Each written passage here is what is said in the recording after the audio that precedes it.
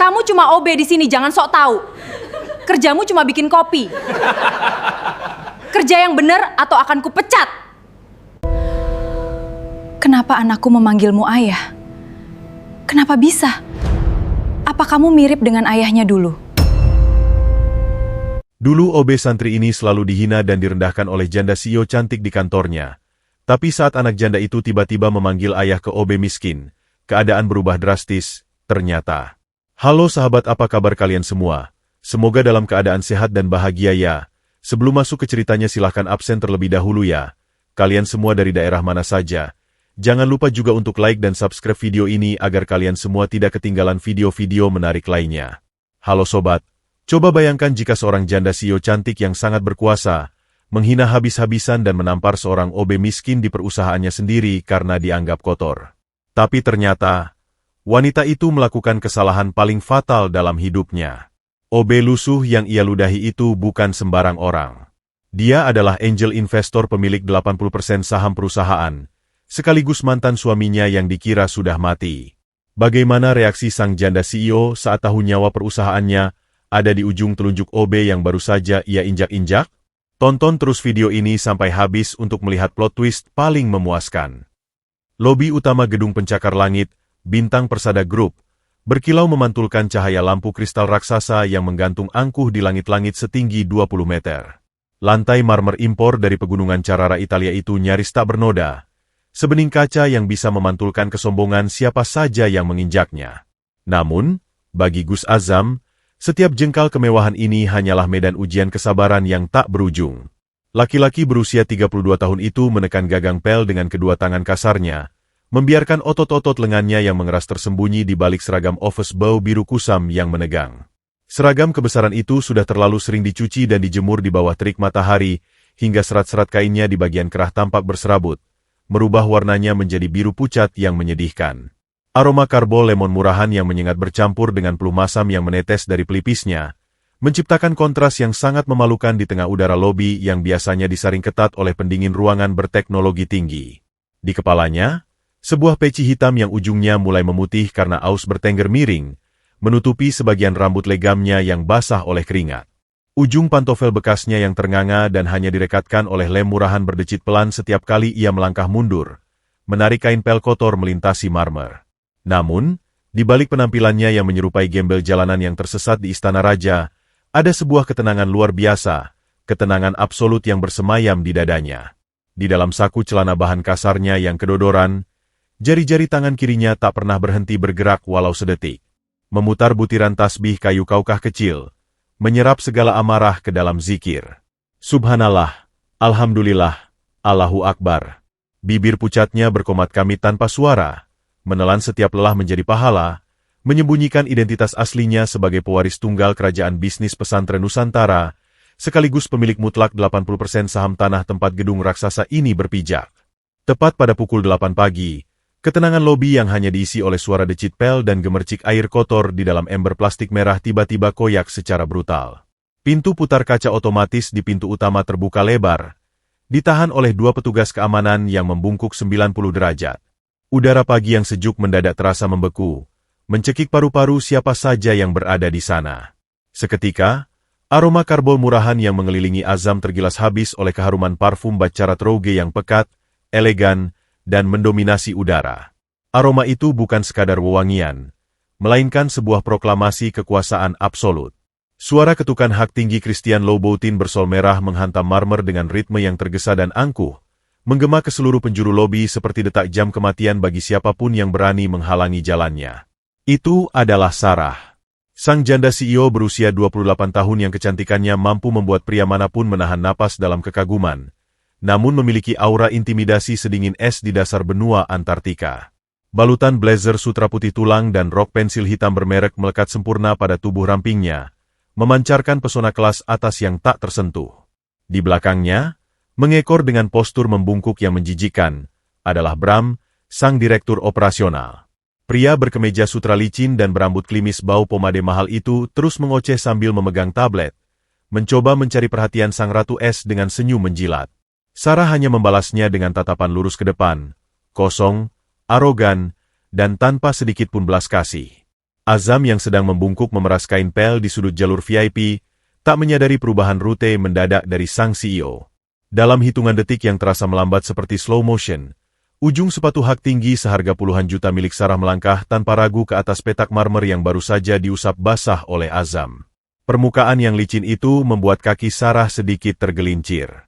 Meski ia bisa menjaga keseimbangan dan tidak sampai jatuh, percikan air karbol bercampur debu lantai menodai ujung sepatu kulit merah mengkilapnya. Langkah Sarah berhenti mendadak. Udara di sekitarnya seolah tersedot habis ke ruang hampa. Rahangnya mengeras, otot lehernya menegang, dan mata almondnya yang indah menajam dengan kilat kebencian. Ia menatap jijik pada noda kecil di ujung sepatunya sebelum perlahan naik, menancapkan tatapan membunuh pada sosok pria berpeci lusuh yang kini membeku 2 langkah di hadapannya. Bram yang melihat insiden itu seolah mendapat tiket emas lotre untuk membuktikan kesetiaan mutlaknya pada sang atasan. Wajah klimisnya memerah padam, urat-urat di dahi dan lehernya menonjol keluar menahan amarah yang dibuat-buat. Tanpa peringatan, tanpa kata pembuka, kaki berbalut sepatu kulit Italia seharga gaji tahunan OB milik Bram melayang keras, menendang ember plastik merah yang berisi air perasan pel kruh tepat di dekat kaki Azam. Berak! Suara benturan keras plastik memecah keheningan lobi yang mencekam. Air kotor berwarna kehitaman yang berbau tengik, bercampur sisa debu dan bakteri itu tumpah ruah bagai bendungan pecah. Air itu menyembur deras, membasahi seluruh celana lusuh Azam dari lutut hingga merendam sepatunya yang berlubang. Percikan air kotor itu bahkan melesat mengenai kemeja birunya yang sudah lengket oleh keringat. Azam memejamkan mata sejenak. Dadanya naik turun meredam badai yang mengamuk di dalam sanubarinya. Dinginnya air kotor yang merembes menjijikan hingga ke kulit kakinya sama sekali tak sebanding dengan perihnya harga diri yang diinjak-injak tepat di jantung perusahaannya sendiri. Namun, ia diam tak melawan. Kepalanya menunduk dalam, menyembunyikan kilatan mata elangnya yang sangat berbahaya. Jari-jarinya di dalam saku meremas tasbih kaukahnya dengan kekuatan luar biasa hingga buku-buku jarinya memutih pasi, menahan insting alami seorang penguasa tiran untuk menghancurkan karir pria di depannya saat itu juga. Sebelum Azam sempat membuka mulut untuk mengucapkan kata maaf formalitas, suara Sarah memotong udara, tajam, dingin, dan mengiris tanpa ampun layaknya sembilu. Wanita itu mendesis merendahkan, menyatakan bahwa udara di ruangan lobi yang mewah ini mendadak berubah menjadi bau comberan menjijikan hanya gara-gara keringat kotor sang OB. Dengan tatapan merendahkan setinggi langit, Sarah memanggilnya sebagai parasit menjijikan, menegaskan bahwa orang miskin sepertinya yang bernapas di gedung ini saja sudah merupakan tindakan membuang-buang oksigen berharga milik perusahaan. Kata demi kata meluncur dari bibir merah merona itu bagai silet berkarat yang menyayat perlahan ulu hati Azam. Sarah menatap Azam dari ujung rambut yang tertutup peci hingga ujung sepatu basahnya, seolah melihat tumpukan bangkai tikus yang membusuk, menelanjangi martabat pria itu di depan puluhan pasang mata karyawan yang mulai berbisik-bisik. Di belakang sang CEO, Bram tertawa sinis dan merendahkan. Pria licik itu melangkah maju, menambahkan bumbu hinaan dengan desisan tajam bahwa jika sepatu mahal milik atasannya itu sampai lecet seujung kuku pun karena lantai najisnya, ginjal Azam sekeluarga dijual di pasar gelap pun tak akan pernah cukup untuk mengganti kerugiannya. Ia mengancam akan memecat Azam detik itu juga jika kejadian serupa terulang kembali. Azam menelan ludah yang terasa bagai menelan segenggam pecahan kaca.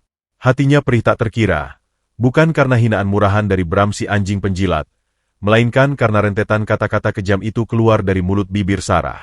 Wanita yang 5 tahun lalu pernah menangis terseduh di pelukannya dalam balutan kesederhanaan, wanita yang pernah berjanji sehidup semati dalam ikatan suci, kini berdiri di hadapannya sebagai monster kapitalis arogan yang telah kehilangan seluruh nuraninya. Dengan suara serak, berat, dan tertahan di tenggorokan, Azam memaksa bibirnya berucap maaf atas kecerobohannya, memanggil mantan istrinya itu dengan sebutan kehormatan, Ibu. Ia perlahan berlutut di atas lantai yang tergenang air kotor, mengambil lap kering dari sakunya, dan tanpa mempedulikan air berbau busuk yang merendam celananya, ia mulai mengusap marmer di sekitar kaki Sarah dengan tangan telanjang. Sarah mendengus jijik yang amat sangat, buru-buru menarik kakinya mundur seolah takut tertular penyakit kusta mematikan. Ia berbalik badan tanpa menoleh sedetik pun, melangkah pergi menembus kerumunan karyawan yang langsung menunduk takut, diiringi Bram yang masih menyempatkan diri meludah ke lantai tepat di dekat lutut Azam yang sedang berjongkok. Saat suara ketukan hak tinggi itu perlahan menjauh dan lenyap di balik pintu baja lift VIP, Azam mengangkat kepalanya perlahan dari genangan air kotor. Mata teduhnya kini menyipit tajam, menatap lurus ke arah pintu lift yang tertutup. Tangannya mengepal kuat, meremas kain pel yang basah hingga buku jarinya bergetar. Waktu untuk bermain-main sebagai bayangan rendahan mungkin masih panjang demi tujuannya, tetapi hari ini, di titik terendah genangan air karbol ini, batas kesabaran sang singa tidur telah resmi terkoyak. Udara di lorong toilet eksekutif lantai 14 itu terasa sangat menyesakan, pekat oleh uap asam klorida dan amonia dari cairan pembersih porselen kelas industri. Lampu kristal keemasan yang menyorot lembut dari langit-langit bernuansa klasik Eropa seolah buta terhadap ketidakadilan yang sedang terjadi tepat di bawahnya. Sebagai buntut dari insiden genangan air karbol di lobi pagi tadi, Bram tidak menyia-nyiakan kesempatan untuk menjatuhkan hukuman yang tak manusiawi. Pria brengsek berwajah klimis itu menyita sarung tangan karet milik Azam dan memerintahkannya menyikat lantai dari 12 bilik toilet direksi menggunakan sikat gigi bekas dan cairan kimia konsentrat tinggi secara telanjang tangan. Kini, di atas lututnya yang gemetar karena kelelahan, Azam menunduk di sudut pantry yang redup, mengamati kedua telapak tangannya dengan tatapan nanar. Kulit kasar yang biasanya tegar itu kini memerah padam, mengelupas di beberapa bagian, dan melepuh membentuk gelembung-gelembung air yang terasa perih membakar bagaikan ditusuk ribuan jarum panas. Setiap kali ia mencoba mengepalkan jari, rasa nyeri yang menyengat menjalar hingga ke urat nadinya, seakan dagingnya perlahan-lahan digerogoti oleh racun korosif. Namun, di wajah pria berpeci lusuh itu tak ada setitik pun ringisan kesakitan, ia menelannya mentah-mentah. Bagi Azam, perihnya cairan kimia yang memanggang kulit tangannya tak ada artinya dibandingkan dengan sayatan sembilu yang ditorehkan oleh tatapan jijik Sarah beberapa jam yang lalu. Dalam kesunyian pantry yang hanya diisi oleh dengung mesin pendingin ruangan, ingatan tentang wanita itu terus berputar seperti kaset rusak di kepalanya. 5 tahun yang lalu, Sarah adalah sosok istri yang lembut, yang rela makan sepiring berdua bersamanya di kontrakan sempit sebelum kerajaan bisnisnya menggurita. Mengingat bagaimana musuh-musuh bisnis masa lalunya memanipulasi kecelakaan tragis hingga memisahkan mereka, membuat dada Azam terasa sesak menahan kerinduan sekaligus penyesalan. Ia memilih mati dan bersembunyi di balik seragam biru kusam ini hanya untuk satu tujuan, menjadi perisai tak terlihat yang memastikan Sarah dan darah dagingnya, Kenzo, aman dari incaran para serigala berjas yang masih berkeliaran di sekeliling perusahaan. Ia rela menelan setiap hinaan, ludahan, dan siksaan fisik ini sebagai harga tebusan atas tahun-tahun yang hilang. Dengan tangan kanannya yang gemetar menahan perih, Azam merogoh saku celananya, mencari perlindungan pada butiran tasbih kayu kaukah yang selalu menemaninya. Bibirnya kembali bergerak tanpa suara, merapalkan zikir penenang jiwa, membiarkan keheningan sang pencipta membalut luka-lukanya yang kasat mata. Keheningan yang sakral itu mendadak terusik oleh derit pelan engsel pintu pantry yang didorong ragu-ragu dari luar. Seorang gadis muda dengan seragam magang berwarna putih dan kerudung pashmina sederhana warna krem melongokkan kepalanya ke dalam dengan waspada. Itu adalah Nisa, resepsionis magang yang baru bekerja 3 bulan di Bintang Persada Group. Wajah lugunya yang bersih tanpa pulasan riasan tebal tampak pucat dan cemas, mengedarkan pandangan mencari sosok yang sedari tadi mengganggu hati nuraninya. Di tengah ekosistem perusahaan yang dipenuhi oleh manusia-manusia serakah beraura pemangsa, Nisa adalah sebuah anomali. Ia seperti sekuntum bunga melati kecil yang tumbuh tersesat di tengah hamparan duri beracun. Matanya yang bening membulat sempurna saat menemukan sosok Azam yang duduk bersandar di dekat tumpukan kardus air mineral, dengan seragam biru basah yang masih menyisakan bau karbol menjijikan bercampur keringat yang menyayat hati. Tanpa ragu apalagi mempedulikan status dan ancaman pemecatan, gadis itu melangkah tergesa menghampiri sang office boy. Sepatu kets putihnya yang sederhana menimbulkan bunyi decit pelan di lantai pantry. Nisa setengah berjongkok di hadapan Azam, dan napasnya seketika tercekat di tenggorokan saat matanya menangkap kondisi kedua telapak tangan pria itu. Gelembung-gelembung lepuhan kemerahan akibat bahan kimia keras itu terlihat sangat mengerikan. Kulitnya terkelupas kemerahan dan siap pecah memancarkan darah kapan saja. Tangan mungil gadis itu gemetar saat ia buru-buru mengeluarkan sebuah tabung kecil salep luka bakar murahan dari saku roknya, beserta sebotol air mineral dingin dan sebuah roti isi selai coklat yang masih terbungkus plastik bening. Ia sama sekali tidak peduli bahwa pria di depannya ini baru saja dijadikan bahan tertawaan dan dianggap sebagai sampah bernyawa oleh seluruh dewan direksi. Bagi Nisa, penderitaan yang terpampang di depan matanya adalah bentuk kejahatan yang tidak bisa dibenarkan oleh logika jabatan atau kekayaan apapun. Dengan suara parau yang bergetar hebat menahan tangis empati, Nisa menegur Azam dengan nada selembut sutra, mempertanyakan mengapa pria itu membiarkan dirinya disiksa sedemikian rupa tanpa perlawanan. Gadis itu membuka tutup botol air mineral yang dibawanya, lalu tanpa meminta izin lebih dulu, ia mulai menuangkan air sejuk itu perlahan-lahan ke atas telapak tangan Azam yang melepuh untuk membersihkan sisa racun kimia. Sensasi dingin yang mendadak menyentuh luka bakar itu membuat otot rahang Azam sedikit menegang. Namun ia membiarkan gadis tulus itu melakukan aksinya. Sambil mengoleskan salep dengan sentuhan yang sangat berhati-hati layaknya mengobati luka seorang anak kecil, Nisa bergumam setengah berbisik dengan nada cemas. Ia memperingatkan Azam bahwa Direktur Bram dan Ibu Sarah memang terkenal sangat kejam serta tak kenal ampun pada bawahan yang melakukan kesalahan sekecil sebutir debu. Nisa menasihati pria berpeci itu untuk lebih banyak mengalah, menunduk, dan bersabar agar tidak sampai dipecat dari pekerjaannya yang berharga. Selesai membalut kesedihan itu dengan salepnya, Nisa menyodorkan roti isi ke pangkuan Azam, memohon dengan sangat agar pria itu mengisi perutnya yang pasti melilit kosong sejak pagi hari.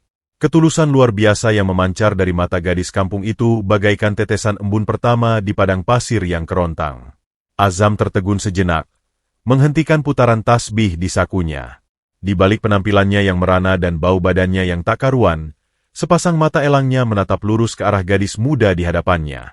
Ia mencari setitik kepalsuan atau motif terselubung di sana, namun yang ia temukan hanyalah samudera empati yang murni dan bersih tanpa noda. Bibir pucat Azam perlahan menarik sebuah senyum tipis, sangat tipis namun memancarkan kehangatan dan wibawa luar biasa yang sama sekali tidak cocok dengan pakaian gembelnya saat ini. Dengan suara bariton yang tenang, berat, dan sama sekali tanpa riak kebencian, Azam mengucapkan terima kasih dari lubuk hatinya kepada Nisa. Ia mengatakan dengan penuh keyakinan bahwa kebaikan sekecil apapun di dunia ini tidak akan pernah luput dari pandangan Sang Pencipta yang Maha Melihat. Ia menenangkan gadis yang masih gemetar itu, memastikan bahwa luka bakar ini hanyalah peri sementara yang akan segera berlalu tersapu waktu. Di balik tatapan teduhnya yang memancarkan kilau rahasia mendalam, sang naga yang sedang tertidur lelap diam-diam mencatat sebuah nama dengan tinta emas di dalam buku takdirnya. Nisa sang resepsionis magang yang lugu ini, kelak, akan menerima ganjaran berkali-kali lipat atas sepotong rotinya yang sederhana dan salep murahannya di saat sang penguasa dunia sedang menyamar di titik paling rendah dalam kehidupannya.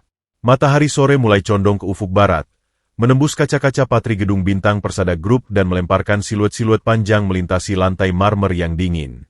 Di dalam ruang kerjanya yang dilapisi kayu mahoni dan beraroma cerutu mahal, Bram berdiri membelakangi jendela, wajah klimisnya berkedut menahan dengki yang mendidih. Hukuman membersihkan toilet dengan tangan telanjang nyatanya belum cukup untuk memuaskan keangkuhan sang direktur operasional. Ia menginginkan kehancuran total. Keberadaan Azam, sang office boy berwajah tenang yang tak pernah sekalipun memohon ampun dengan air mata, entah mengapa selalu memicu rasa tidak aman di lubuk hati Bram yang busuk. Pria brengsek itu menyeringai licik saat tatapannya jatuh pada jam tangan Rolex seharga ratusan juta yang melingkar di pergelangan tangannya. Kilau berlian di sekeliling dial jam itu seolah membisikkan sebuah rencana jahat yang sempurna. Ia akan memastikan parasit berpeci lusuh itu diseret keluar dari gedung ini bukan sekadar sebagai sampah, melainkan sebagai seorang kriminal hina yang tak akan pernah bisa bangkit lagi. Dengan langkah mengendap-endap bak seekor tikus got yang mencari sisa makanan, Bram menyelinap turun ke lantai basemen tempat ruang ganti para pekerja kebersihan berada. Udara di ruangan sempit itu pengap, berbau apak dari perpaduan keringat yang mengering, kapur barus murahan, dan sepatu-sepatu kanvas yang basah. Jauh berbeda dengan aroma wangi lavender di ruangannya, tempat ini membuat Bram nyaris muntah. Namun demi rencananya, ia menahan napas. Matanya yang tajam menelusuri deretan loker besi berkarat hingga berhenti pada angka 07, loker milik Azam. Menggunakan kunci cadangan master yang diam-diam ia sita dari kepala teknisi gedung bulan lalu, Bram mencongkel pintu besi tipis. Itu. Terdengar derit pelan yang menyayat telinga saat pintu terbuka, memperlihatkan isi loker yang sangat menyedihkan. Sebuah tas kanvas hitam yang kainnya sudah menipis dan robek di bagian resleting, serta sebotol air mineral yang isinya tinggal separuh. Tanpa ragu sedetik pun, Bram lepas jam tangan mewahnya yang berat, lalu menjatuhkannya ke dasar tas kanvas lusuh tersebut. Bunyi logam mahal yang beradu dengan dasar tas terdengar seperti lonceng kematian bagi nasib sang OB. Bram tersenyum miring, menutup loker itu kembali, dan melangkah pergi dengan aura kemenangan mutlak. 1 jam kemudian, ketenangan di koridor utama lantai dasar pecah berkeping-keping oleh suara bentakan kasar dan derap langkah kaki yang berat. 2 orang petugas keamanan berbadan tegap dengan seragam safari hitam menyeret tubuh Azam tanpa ampun, mencengkeram kasar kedua lengan kurusnya yang berbalut seragam biru kusam.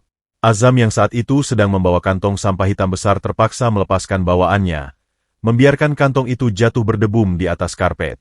Puluhan karyawan berdasi dan wanita-wanita berkemeja rapi segera berkerumun, membentuk lingkaran layaknya sekawanan burung pemakan bangkai yang mencium bau darah segar. Di tengah lingkaran itu, Bram berdiri dengan dada membusung, wajahnya dipoles dengan ekspresi kemarahan dan kepanikan yang sangat teatrikal. Ia menunjuk-nunjuk wajah Azam dengan jari telunjuknya yang terawat, sementara suaranya menggema memantul di dinding-dinding koridor, menuntut keadilan palsu atas barang berharganya yang konon telah raib. Kerumunan yang berdengung bagai sarang lebah itu seketika terbelah dalam keheningan yang mencekam saat aroma parfum Baccarat Rouge yang pekat dan menusuk hidung kembali menguasai udara. Ketukan hak sepatu Christian Louboutin yang tajam dan berirama lambat menandakan kedatangan Sang Ratu Es. Sarah muncul dengan raut wajah sedingin badai salju.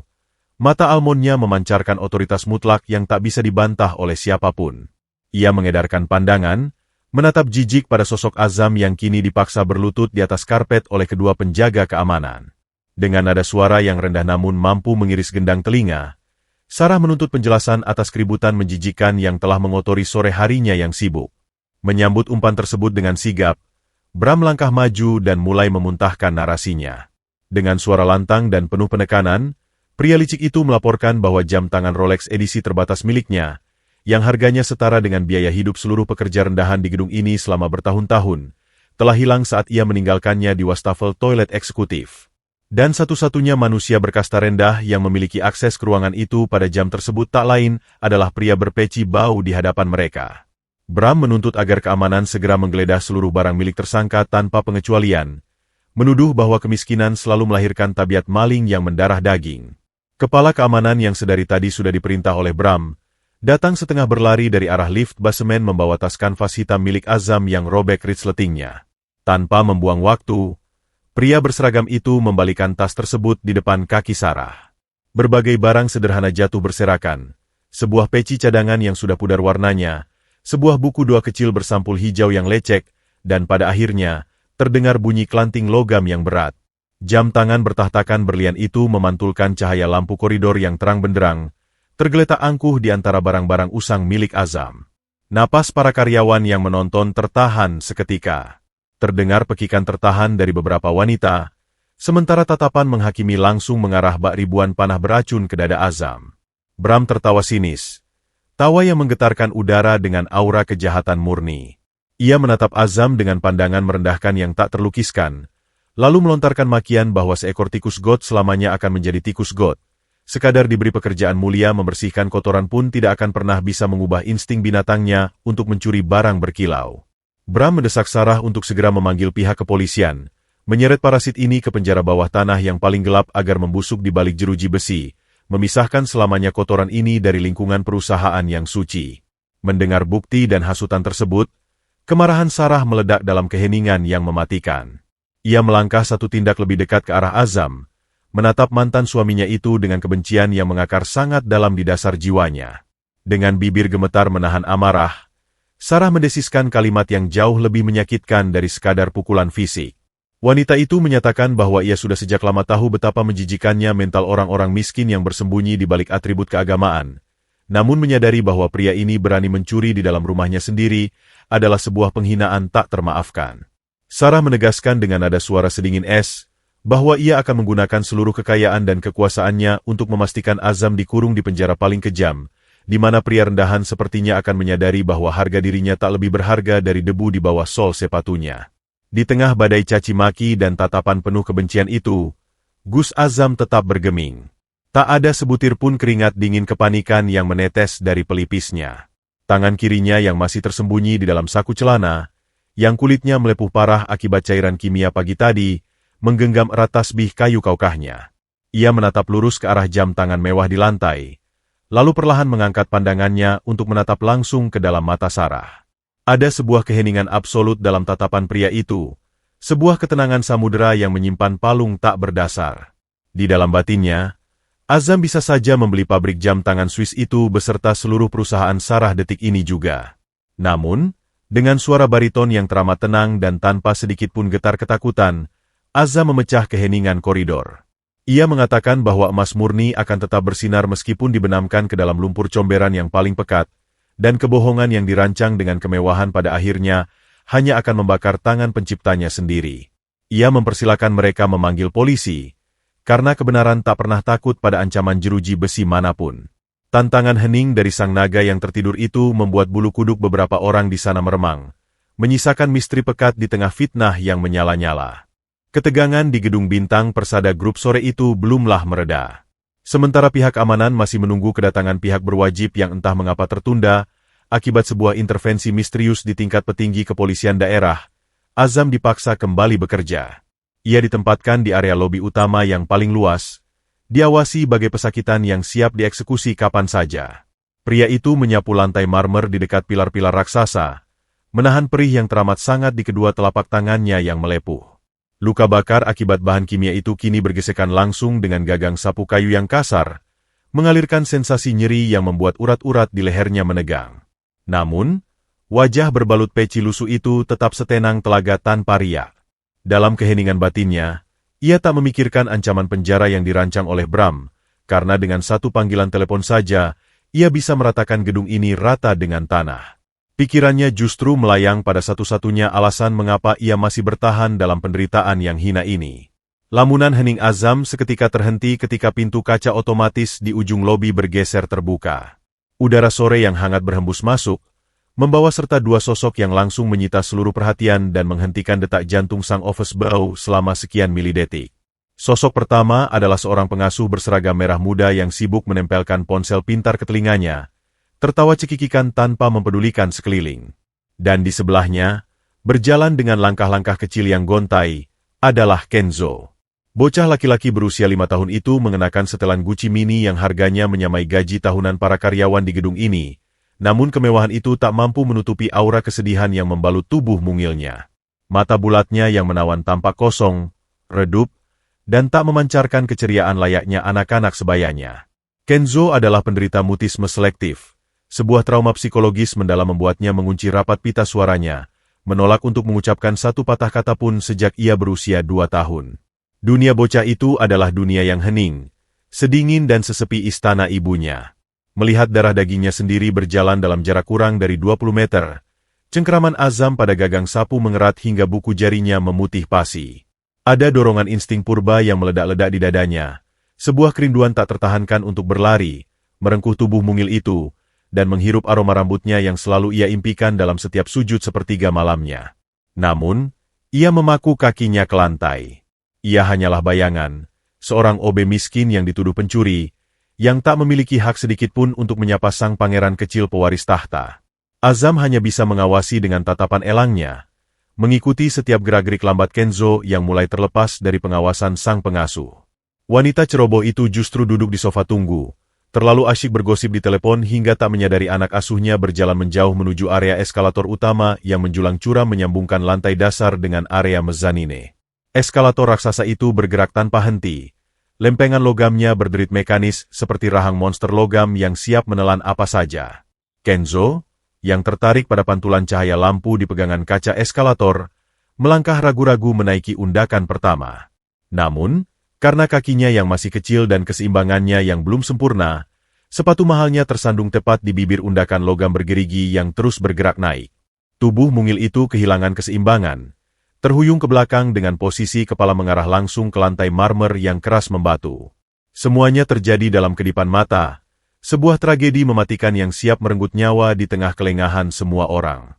Dalam hitungan sepersekian detik, sebelum tubuh Kenzo sempat menghantam lantai, sebuah bayangan biru melesat membelah udara lobi dengan kecepatan yang tak masuk akal. Azam telah melemparkan sapunya sejak detik pertama melihat bocah itu oleng. Ia berlari bagai macan kumbang yang menerkam mangsa, menerjang udara, dan meluncurkan tubuhnya sendiri ke arah eskalator.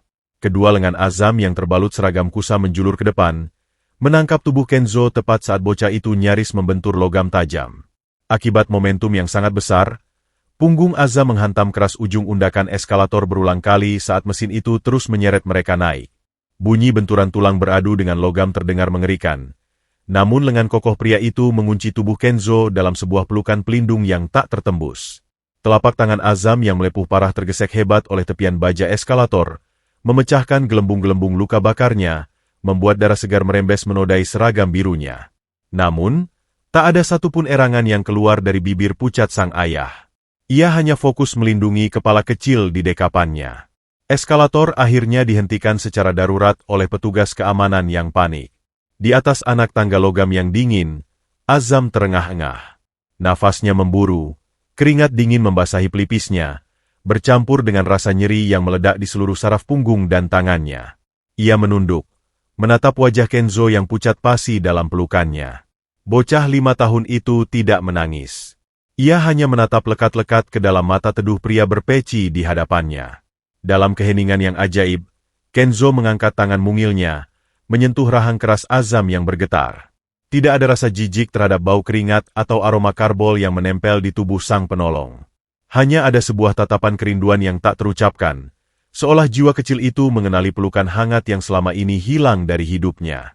Azam memejamkan mata sejenak, membiarkan setetes air mata hangat lolos dari sudut matanya, bersyukur kepada Sang Pencipta bahwa nyawa putranya terselamatkan. Namun, momen sakral yang hanya berlangsung beberapa detik itu seketika hancur lebur oleh sebuah jeritan histeris yang merobek gendang telinga.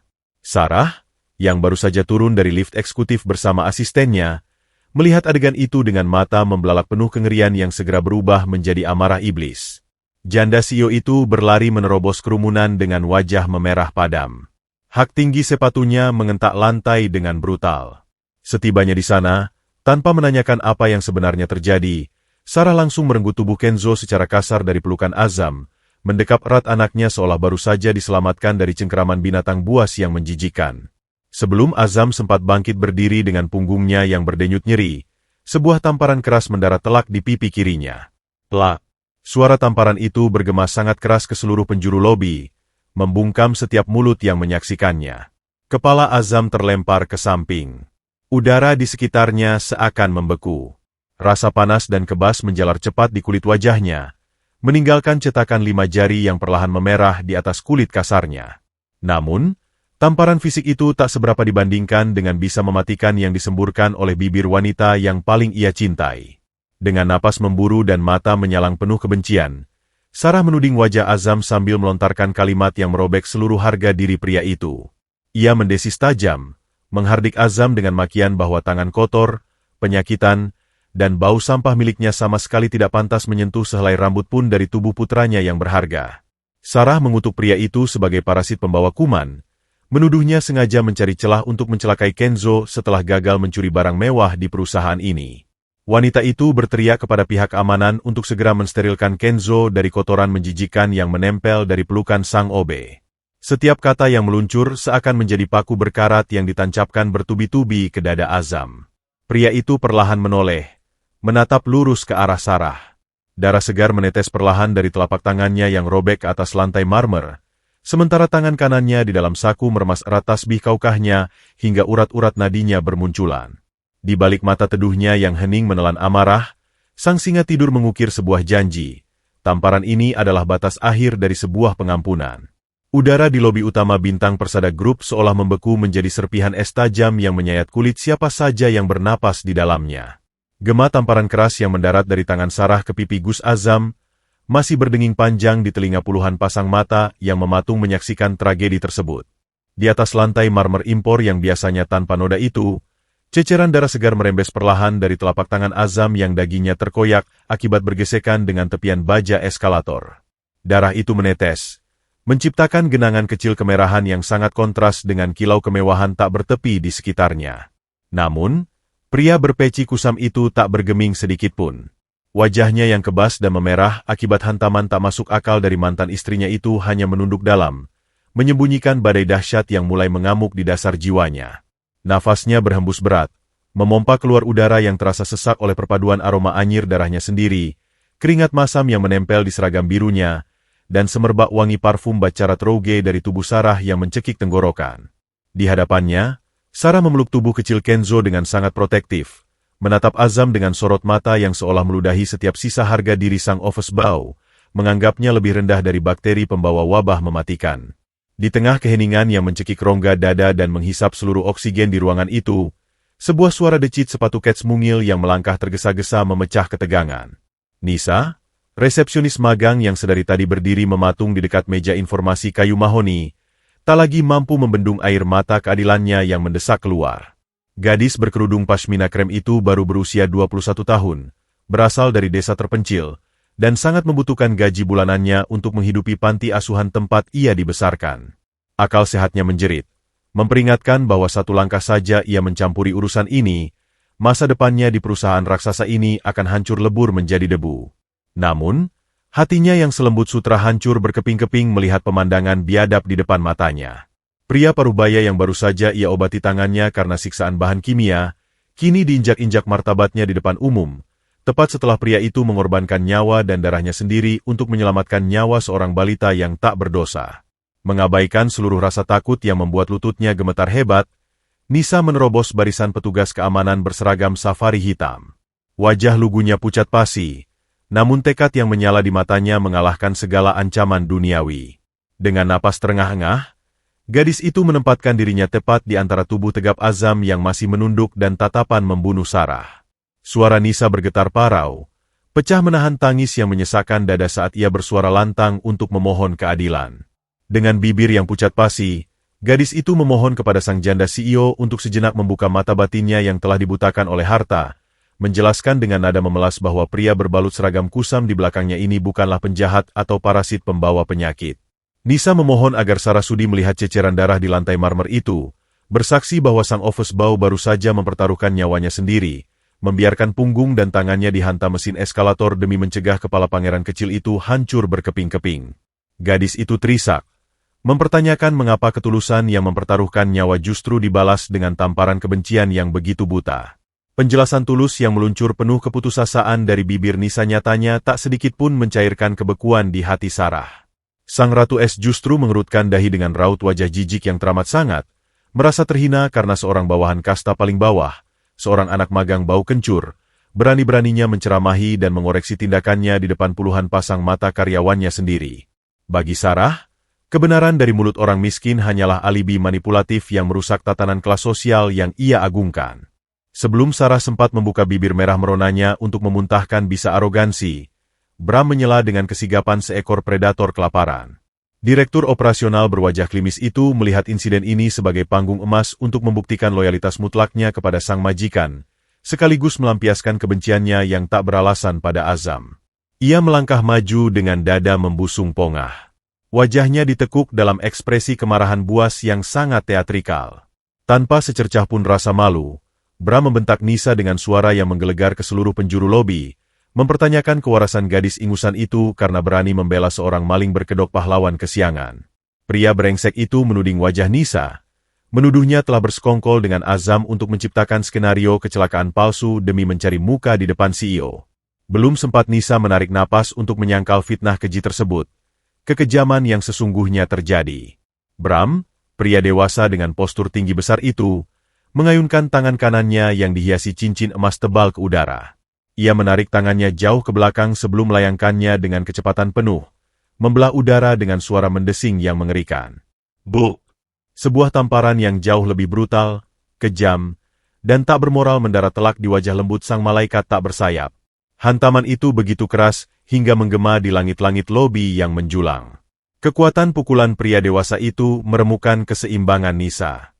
Tubuh mungil gadis itu terpelanting keras ke samping, bahunya membentur pilar marmer yang dingin, sebelum akhirnya ia tersungkur jatuh ke lantai dengan posisi yang sangat menyedihkan.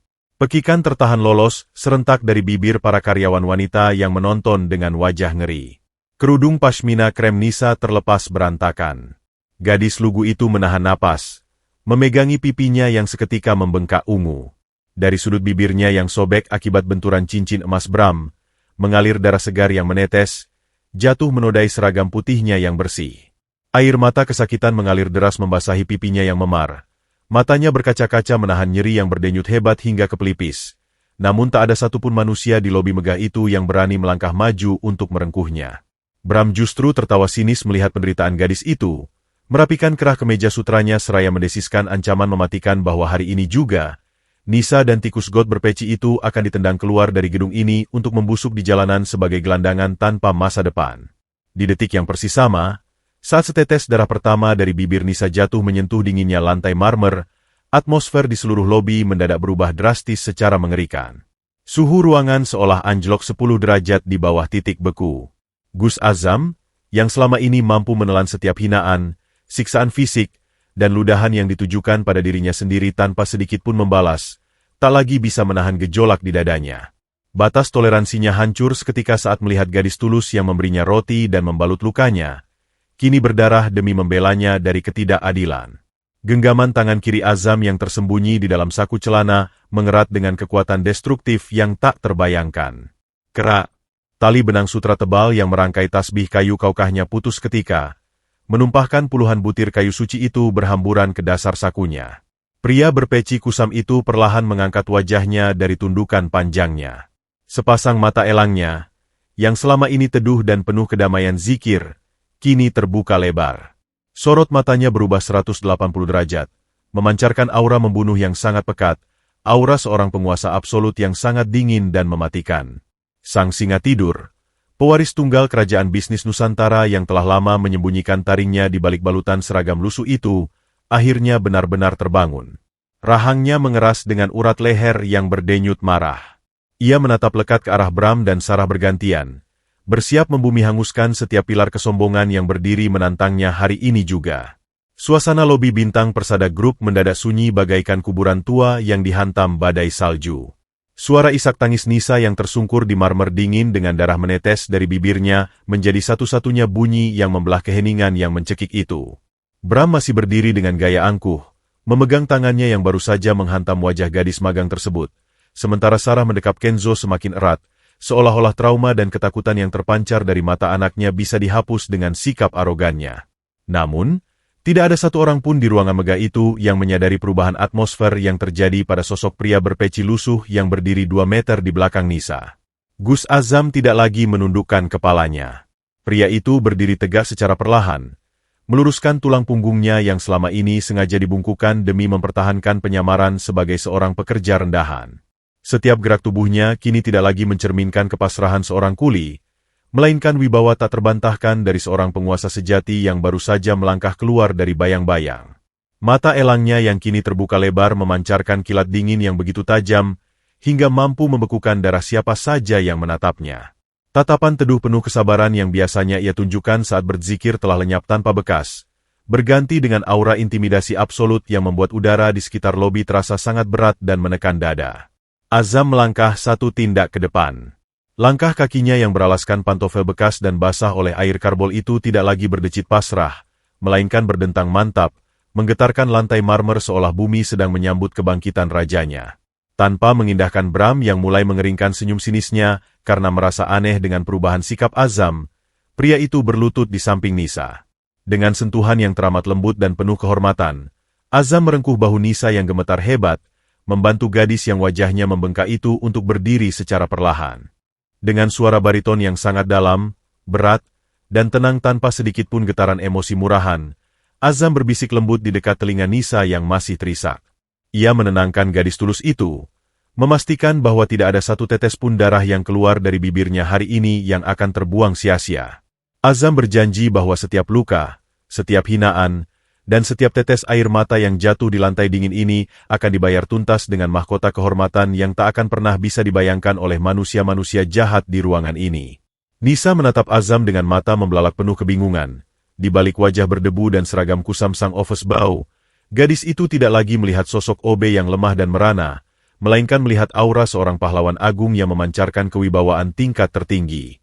Setelah memastikan Nisa berdiri aman di dekat pilar, Azam berbalik, menatap lurus ke arah Bram dan Sarah secara bergantian. Bram yang mendadak diserang rasa takut yang tak beralasan saat beradu pandang dengan mata Azam, berusaha menutupi kegugupannya dengan kembali memaki. Pria licik itu membentak Azam, bertanya mengapa mata kotor itu berani menatapnya dengan cara seperti itu, seraya mengancam akan menyuruh satpam mematahkan kaki Azam jika pria itu tidak segera bersimpuh memohon ampun. Namun, Azam tidak membalas makian itu dengan kata-kata. Ia hanya menyunggingkan sebuah senyum tipis, senyum dingin yang penuh dengan penghinaan balik yang teramat dalam. Tanpa mengucapkan sepatah kata pun, Azam berbalik arah dan berjalan tenang menuju koridor belakang yang mengarah ke bilik toilet staf, meninggalkan seluruh orang di lobi yang terpaku melihat keberanian tak wajar dari pria yang baru saja mereka injak-injak. Memasuki bilik toilet paling ujung yang sepi, Azam mengunci pintu kayu itu rapat-rapat. Pria itu menyandarkan punggungnya ke dinding keramik yang dingin, menarik napas panjang untuk menetralkan sisa-sisa amarah yang bergejolak di dalam dadanya. Tangan kirinya yang terkoyak dan berdarah merogoh bagian dalam lipatan baju birunya yang tersembunyi. Dari sana, ia mengeluarkan sebuah perangkat elektronik yang tidak sejajar dengan kemiskinannya. Sebuah ponsel satelit berwarna hitam legam bertutup baja titanium, berlambang khusus kerajaan bisnis pesantren dan angel investor terbesar di Asia. Waktu untuk bermain-main sebagai bayangan rendahan telah resmi usai saat darah orang tak berdosa ditumpahkan demi membela dirinya. Jari-jarinya yang kasar memencet tombol enkripsi khusus. Hanya dalam 2 kali nada dering, panggilan itu terhubung dengan seseorang di ujung benua. Suara seorang pria parubaya yang terdengar terengah-engah dan penuh ketakutan langsung menyapa dari seberang telepon.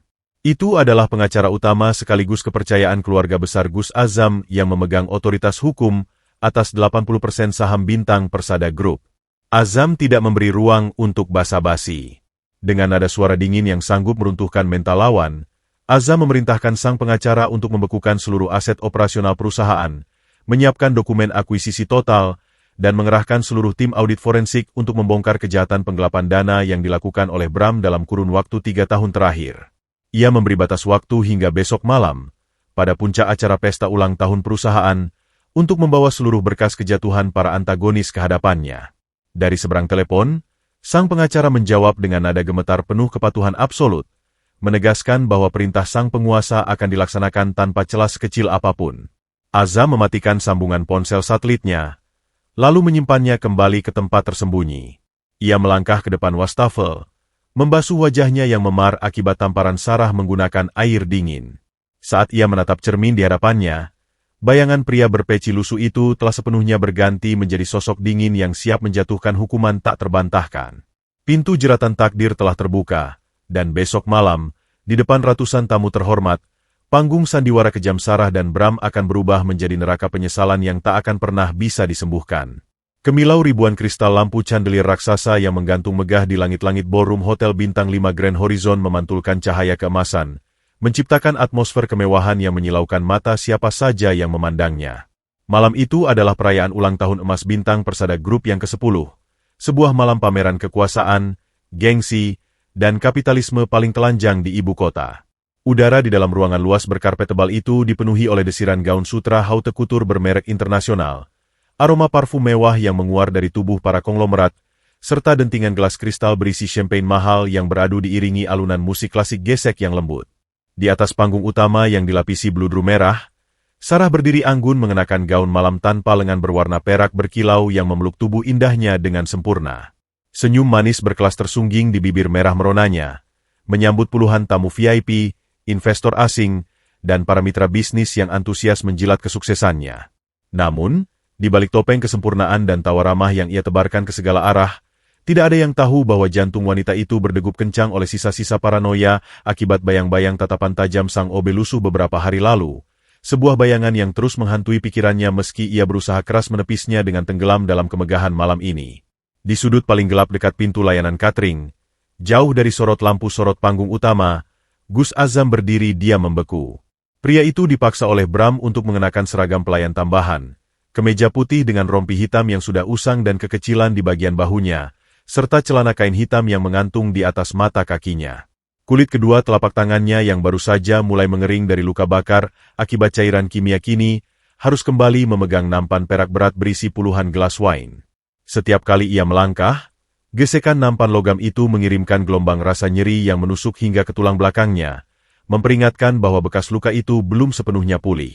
Namun, di balik seragam pelayan rendahan yang dipakaikan untuk mempermalukannya itu, tidak ada setitik pun rasa rendah diri di wajah Azam. Tatapan mata elangnya menyapu sekeliling ruangan dengan dingin, memetakan setiap wajah yang tertawa di atas penderitaan orang lain, dan mencatat setiap nama yang kelak akan tersungkur bersama runtuhnya singgasana perusahaan ini. Tasbih kaukahnya yang kini butirannya disimpan di dalam kantong rahasia celananya terus ia putar dengan jari tangan kirinya, merapalkan zikir penenang badai jiwa, bersiap menyambut detik-detik akhir dari sandiwara keji ini. Di seberang ballroom, Bram berdiri dengan postur tubuh tegap menyombongkan diri. Mengenakan tuxedo bermerek Armani dengan dasi kupu-kupu bludru hitam, Pria licik itu mondar-mandir menghampiri para investor penting, menebar tawa palsu dan berlagak seolah dialah otak di balik kesuksesan raksasa bintang Persada Group. Sesekali, mata kelicikannya melirik sinis ke arah sudut ruangan tempat Azam berdiri membawa nampan. Rasa benci dan tidak suka yang mendalam bergejolak di dada Bram setiap kali melihat ketenangan absolut yang dipancarkan oleh sang office boy. Bagi Bram, makhluk rendahan seperti Azam seharusnya merangkak di lantai dan memohon ampun dengan air mata darah, bukan berdiri dengan kepala tegak seolah-olah dunia ini berada di dalam genggamannya. Niat busuk untuk menghancurkan harga diri pria itu sekali lagi sebelum malam berakhir mulai berputar di kepala Bram, merencanakan sebuah aksi mempermalukan di depan publik seluas ini agar sang office boy benar-benar kehilangan sisa martabat terakhirnya di muka bumi. Puncak dari niat jahat itu tiba ketika musik orkestra beralih ke nada yang lebih cepat, menandakan sesi ramah tamah terbuka di mana para pelayan diwajibkan berkeliling menawarkan minuman kepada para tamu undangan yang berdiri berkerumun. Dengan langkah kaku menahan nyeri di punggungnya, Azam berjalan mendekati lingkaran tempat Sarah dan beberapa direktur senior sedang berbincang hangat mengenai proyek perluasan lahan tambang bernilai triliunan rupiah. Sarah yang melihat kehadiran Azam mendekat dengan nampan di tangannya, mendadak menghentikan kalimatnya. Alis indahnya bertaut sinis. Rasa jijik yang luar biasa kembali melintas di wajah cantiknya. Wanita itu merasa terganggu oleh kehadiran sosok yang dianggapnya sebagai pembawa sial dan bau busuk di tengah malam perayaan suci perusahaannya. Sebelum Azam sempat menawarkan gelas di nampannya, Bram yang berdiri tepat di samping Sarah sengaja melangkah mundur dengan gerakan tiba-tiba, menghantamkan bahunya secara keras ke lengan Azam. Bar! Benturan itu membuat keseimbangan Azam runtuh seketika. Nampan perak yang dibawanya terpelanting ke udara, dan seluruh isi gelas wine merah tua tumpah ruah dengan deras. Cairan pekat berwarna merah darah itu menyembur, mendarat telak dan merusak gaun malam sutra perak berkilau milik Sarah. Noda besar berwarna merah kehitaman menyebar dengan cepat di bagian depan gaun mewah berharga miliaran rupiah itu, merusak keindahannya dalam hitungan detik. Gasp! Suara desisan terkejut serentak keluar dari mulut para tamu undangan yang langsung mematung menyaksikan insiden tersebut. Musik orkestra berhenti mendadak, menyisakan keheningan yang sangat pekat dan mencekam di dalam ballroom seluas lapangan tenis itu. Sarah menatap gaun kesayangannya yang kini telah bernoda kotor, lalu perlahan mengangkat pandangannya. Kemarahan yang selama ini terpendam meledak hebat di dalam mata almondnya, membakar habis seluruh akal sehat dan kewarasannya. Di titik nadir malam perayaan ini, badai kehancuran telah resmi dilepaskan, menyambut detik-detik paling dramatis dalam sejarah perusahaan. Keheningan yang tiba-tiba menyergap ballroom megah Hotel Grand Horizon terasa jauh lebih mencekik daripada ruang hampa udara. Suara dentingan gelas kristal dan gesekan biola yang elegan mati seketika, digantikan oleh suara tetesan wine merah tua yang jatuh berdebum pelan dari ujung gaun sutra perak Sarah ke atas karpet tebal bernuansa emas. Tetesan cairan pekat beraroma anggur fermentasi itu mengalir turun layaknya darah segar yang mengoyak kesucian malam perayaan bintang Persada Group. Ratusan pasang mata dari para konglomerat, investor asing, dan pejabat tinggi negara terpaku pada satu titik. Noda merah kehitaman raksasa yang kini menghancurkan mahakarya haute couture berharga miliaran rupiah milik sang janda CEO. Di hadapan wanita yang kecantikannya kini tertutup oleh kabut amarah iblis itu, Gus Azam berdiri mematung. Nampan perak yang terlepas dari tangannya akibat hantaman sengaja dari bahu Bram kini tergeletak merana di lantai, memantulkan kilau lampu chandelier yang seolah ikut menertawakan nasib sang office boy berwajah kusam. Napas Sarah mulai memburu dengan ritme yang tidak beraturan. Dada wanita itu naik turun dengan cepat, menghembuskan udara panas yang seolah mampu membakar siapa saja yang berada di dekatnya. Wajah cantiknya yang selalu dipoles dengan keanggunan berkelas kini memerah padam. Urat-urat halus bermunculan di pelipisnya menahan ledakan emosi yang tak lagi bisa dibendung. Tanpa memedulikan puluhan kamera ponsel yang mungkin saja sedang merekam kehancuran citranya, Sarah meledak dalam teriakan histeris yang merobek gendang telinga. Dengan suara melengking yang penuh dengan racun kebencian murni, ia memaki Azam sebagai parasit menjijikan yang sengaja dilahirkan ke dunia hanya untuk menjadi kutukan bagi orang-orang sukses. Ia menunjuk tepat ke depan wajah Azam dengan jari telunjuknya yang dihiasi berlian, menghardik bahwa seluruh nyawa, darah, dan organ dalam pria miskin itu jika dijual di pasar gelap sekalipun, tidak akan pernah mampu membeli satu kancing pun dari gaun yang baru saja ia hancurkan. Setiap suku kata yang dimuntahkan Sarah meluncur seperti belati berkarat, menusuk jantung dan merobek sisa-sisa harga diri Azam di depan publik kasta tertinggi ibu kota. Melihat sang majikan kehilangan kendali, Bram tidak membuang sedetik pun kesempatan emas ini untuk menjadi pahlawan kesiangan sekaligus memuaskan dahaga sadismenya. Dengan seringai licik yang terukir jelas di wajah klimisnya, direktur operasional itu melangkah maju membelah jarak. Tanpa ragu, kaki kanan Bram yang dibalut sepatu pantofel kulit Italia melayang keras, menghantam tepat di lipatan belakang lutut Azam. Hantaman mendadak yang mematikan saraf itu membuat kedua kaki Azam kehilangan daya topang. Tubuh tegap yang terbalut seragam pelayan kekecilan itu seketika ambruk, jatuh berlutut dengan keras hingga tulang tempurungnya menghantam lantai marmer di balik karpet tebal. Suara benturan tumpul itu membuat beberapa nyonya besar di barisan depan menutup mulut mereka dengan kipas berbulu. Ngeri namun diam-diam menikmati pertunjukan kejam yang disajikan. Bram kemudian mencengkeram kerah belakang kemeja putih usang Azam, memaksa pria itu untuk terus menunduk mencium lantai, seolah sedang menundukkan seekor binatang buruan yang tak berdaya. Tidak berhenti sampai di situ, Bram mengarahkan pandangannya ke sekeliling ruangan, mencari validasi dari para tamu VIP. Dengan nada suara yang sengaja dikeraskan agar menggema ke seluruh penjuru ballroom, pria brengsek itu menyatakan bahwa hama berbentuk manusia seperti Azam ini sudah sepantasnya tidak diberi ruang bernapas di tempat-tempat terhormat. Bram mengejek peci kusam yang masih bertengger di kepala Azam, menyebutnya sebagai kedok kemunafikan untuk menutupi mental maling dan kecerobohan bawaan dari orang-orang rendahan yang tidak berpendidikan. Ia kemudian menoleh kepada para petugas keamanan berseragam safari yang sudah bergegas mendekat, meneriakkan perintah mutlak agar mereka tidak menyentuh Azam dengan tangan kosong karena pria ini dipenuhi oleh bakteri kemiskinan yang menular. Bram memerintahkan dengan kejam agar keamanan membiarkan Azam merangkak keluar dari ballroom ini menggunakan tangan dan lututnya sendiri, persis seperti seekor anjing kurap yang tertangkap basah mencuri tulang dari meja majikannya. Udara di dalam ruangan itu menjadi sangat pekat oleh hinaan. Beberapa tamu mulai berbisik-bisik, melontarkan tawa tertahan yang bernada mengejek, sepenuhnya termakan oleh narasi menjijikan yang dibangun oleh Sarah dan Bram. Sarah, yang air matanya mulai menetes karena marah dan malu akibat gaunnya yang hancur, menendang pinggiran nampan perak di dekat lutut Azam. Wanita itu mendesis tajam, menegaskan perintah Bram. Ia mengusir Azam dengan tatapan paling merendahkan yang pernah ada di muka bumi, menuntut agar pria itu segera menyeret tubuh najisnya keluar dari pandangannya sebelum ia benar-benar memanggil polisi untuk memenjarakannya atas tuduhan perusakan aset berharga. Di titik nadir ini, Azam seolah ditelanjangi seluruh martabatnya, dijadikan lelucon paling hina di tengah pesta kemewahan yang seharusnya menjadi panggung kebesaran manusia. Namun, di bawah semua caci maki, tawa mengejek, dan tatapan jijik yang menghujaninya layaknya badai batu, Gus Azam tetap membisu. Posisi tubuhnya yang masih berlutut di atas karpet dengan kepala tertunduk tidak sedikit pun menunjukkan tanda-tanda pria yang hancur mentalnya. Di balik peci lusuhnya, sepasang mata elang pria itu justru terpejam dalam sebuah keheningan absolut yang sangat mengerikan. Jari tangan kirinya yang tersembunyi, yang kulitnya masih melepuh dan berdarah, terus memutar sisa butiran tasbih kaukah di dalam sakunya. Darah dari telapak tangannya merembes tipis ke serat-serat celana kainnya. Namun rasa sakit fisik itu hanyalah tiupan angin lalu dibandingkan dengan besarnya gelombang pembalasan yang sedang ia tahan di dalam dada. Ia menerima setiap hinaan ini, menelan setiap tetes kepahitan yang disuguhkan oleh mantan istrinya dan sang direktur licik, karena ia tahu waktu terus berdetak. Malam ini adalah batas akhir dari sebuah pengampunan. Sambil perlahan meletakkan kedua telapak tangannya ke atas lantai untuk bersiap merangkak, memainkan peran pecundang hingga detik penghabisan, Azam mengukir senyum seringai yang sangat tipis, nyaris tak kasat mata. Rasa dingin dari marmer yang menembus serat karpet seolah mengalirkan energi ke seluruh urat nadi Azam.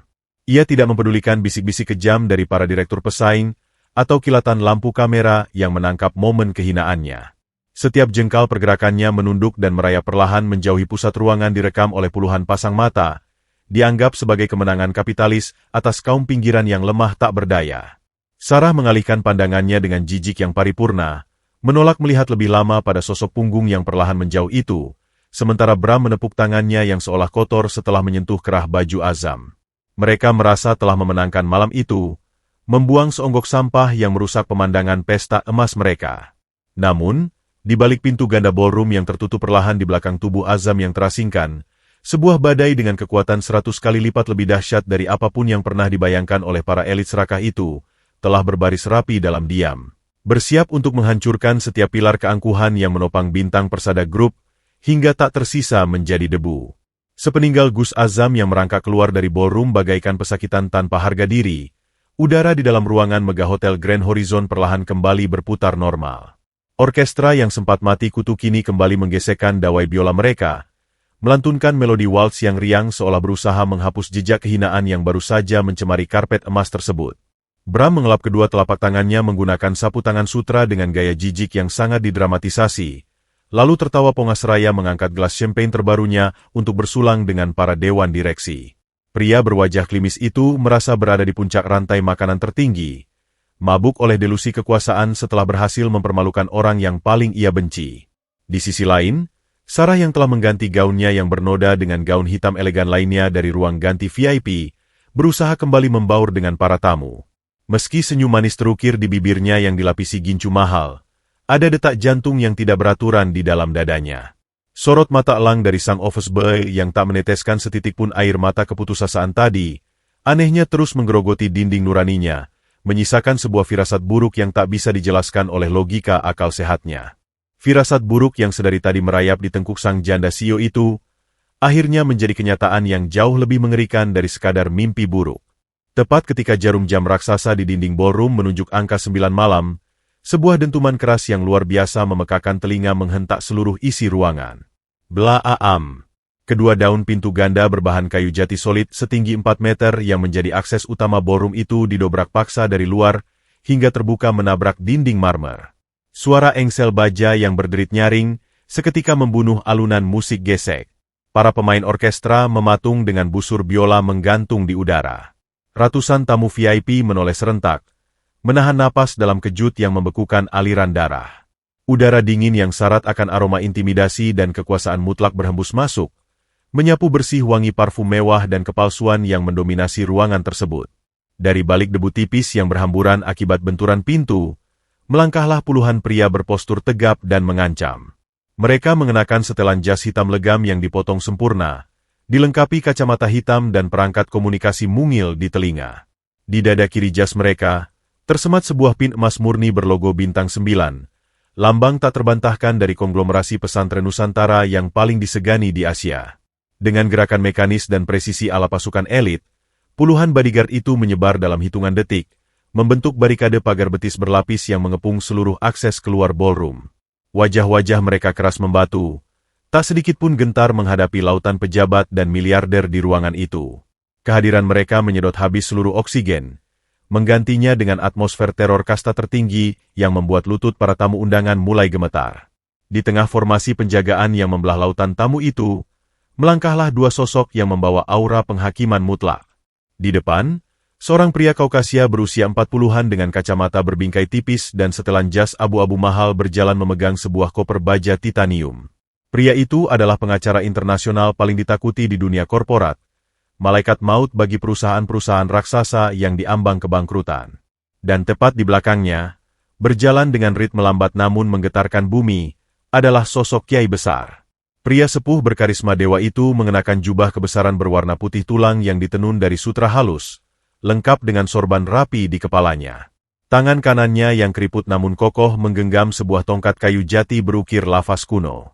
Setiap kali ujung tongkat itu menghantam lantai marmer, tuk, tuk, tuk, suaranya bergema menyerupai lonceng kematian yang menghitung mundur sisa usia bintang Persada Group.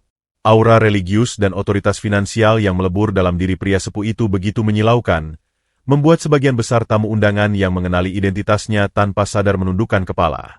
Bram yang sebelumnya tertawa pongah kini merasa seolah lambungnya dipelintir paksa.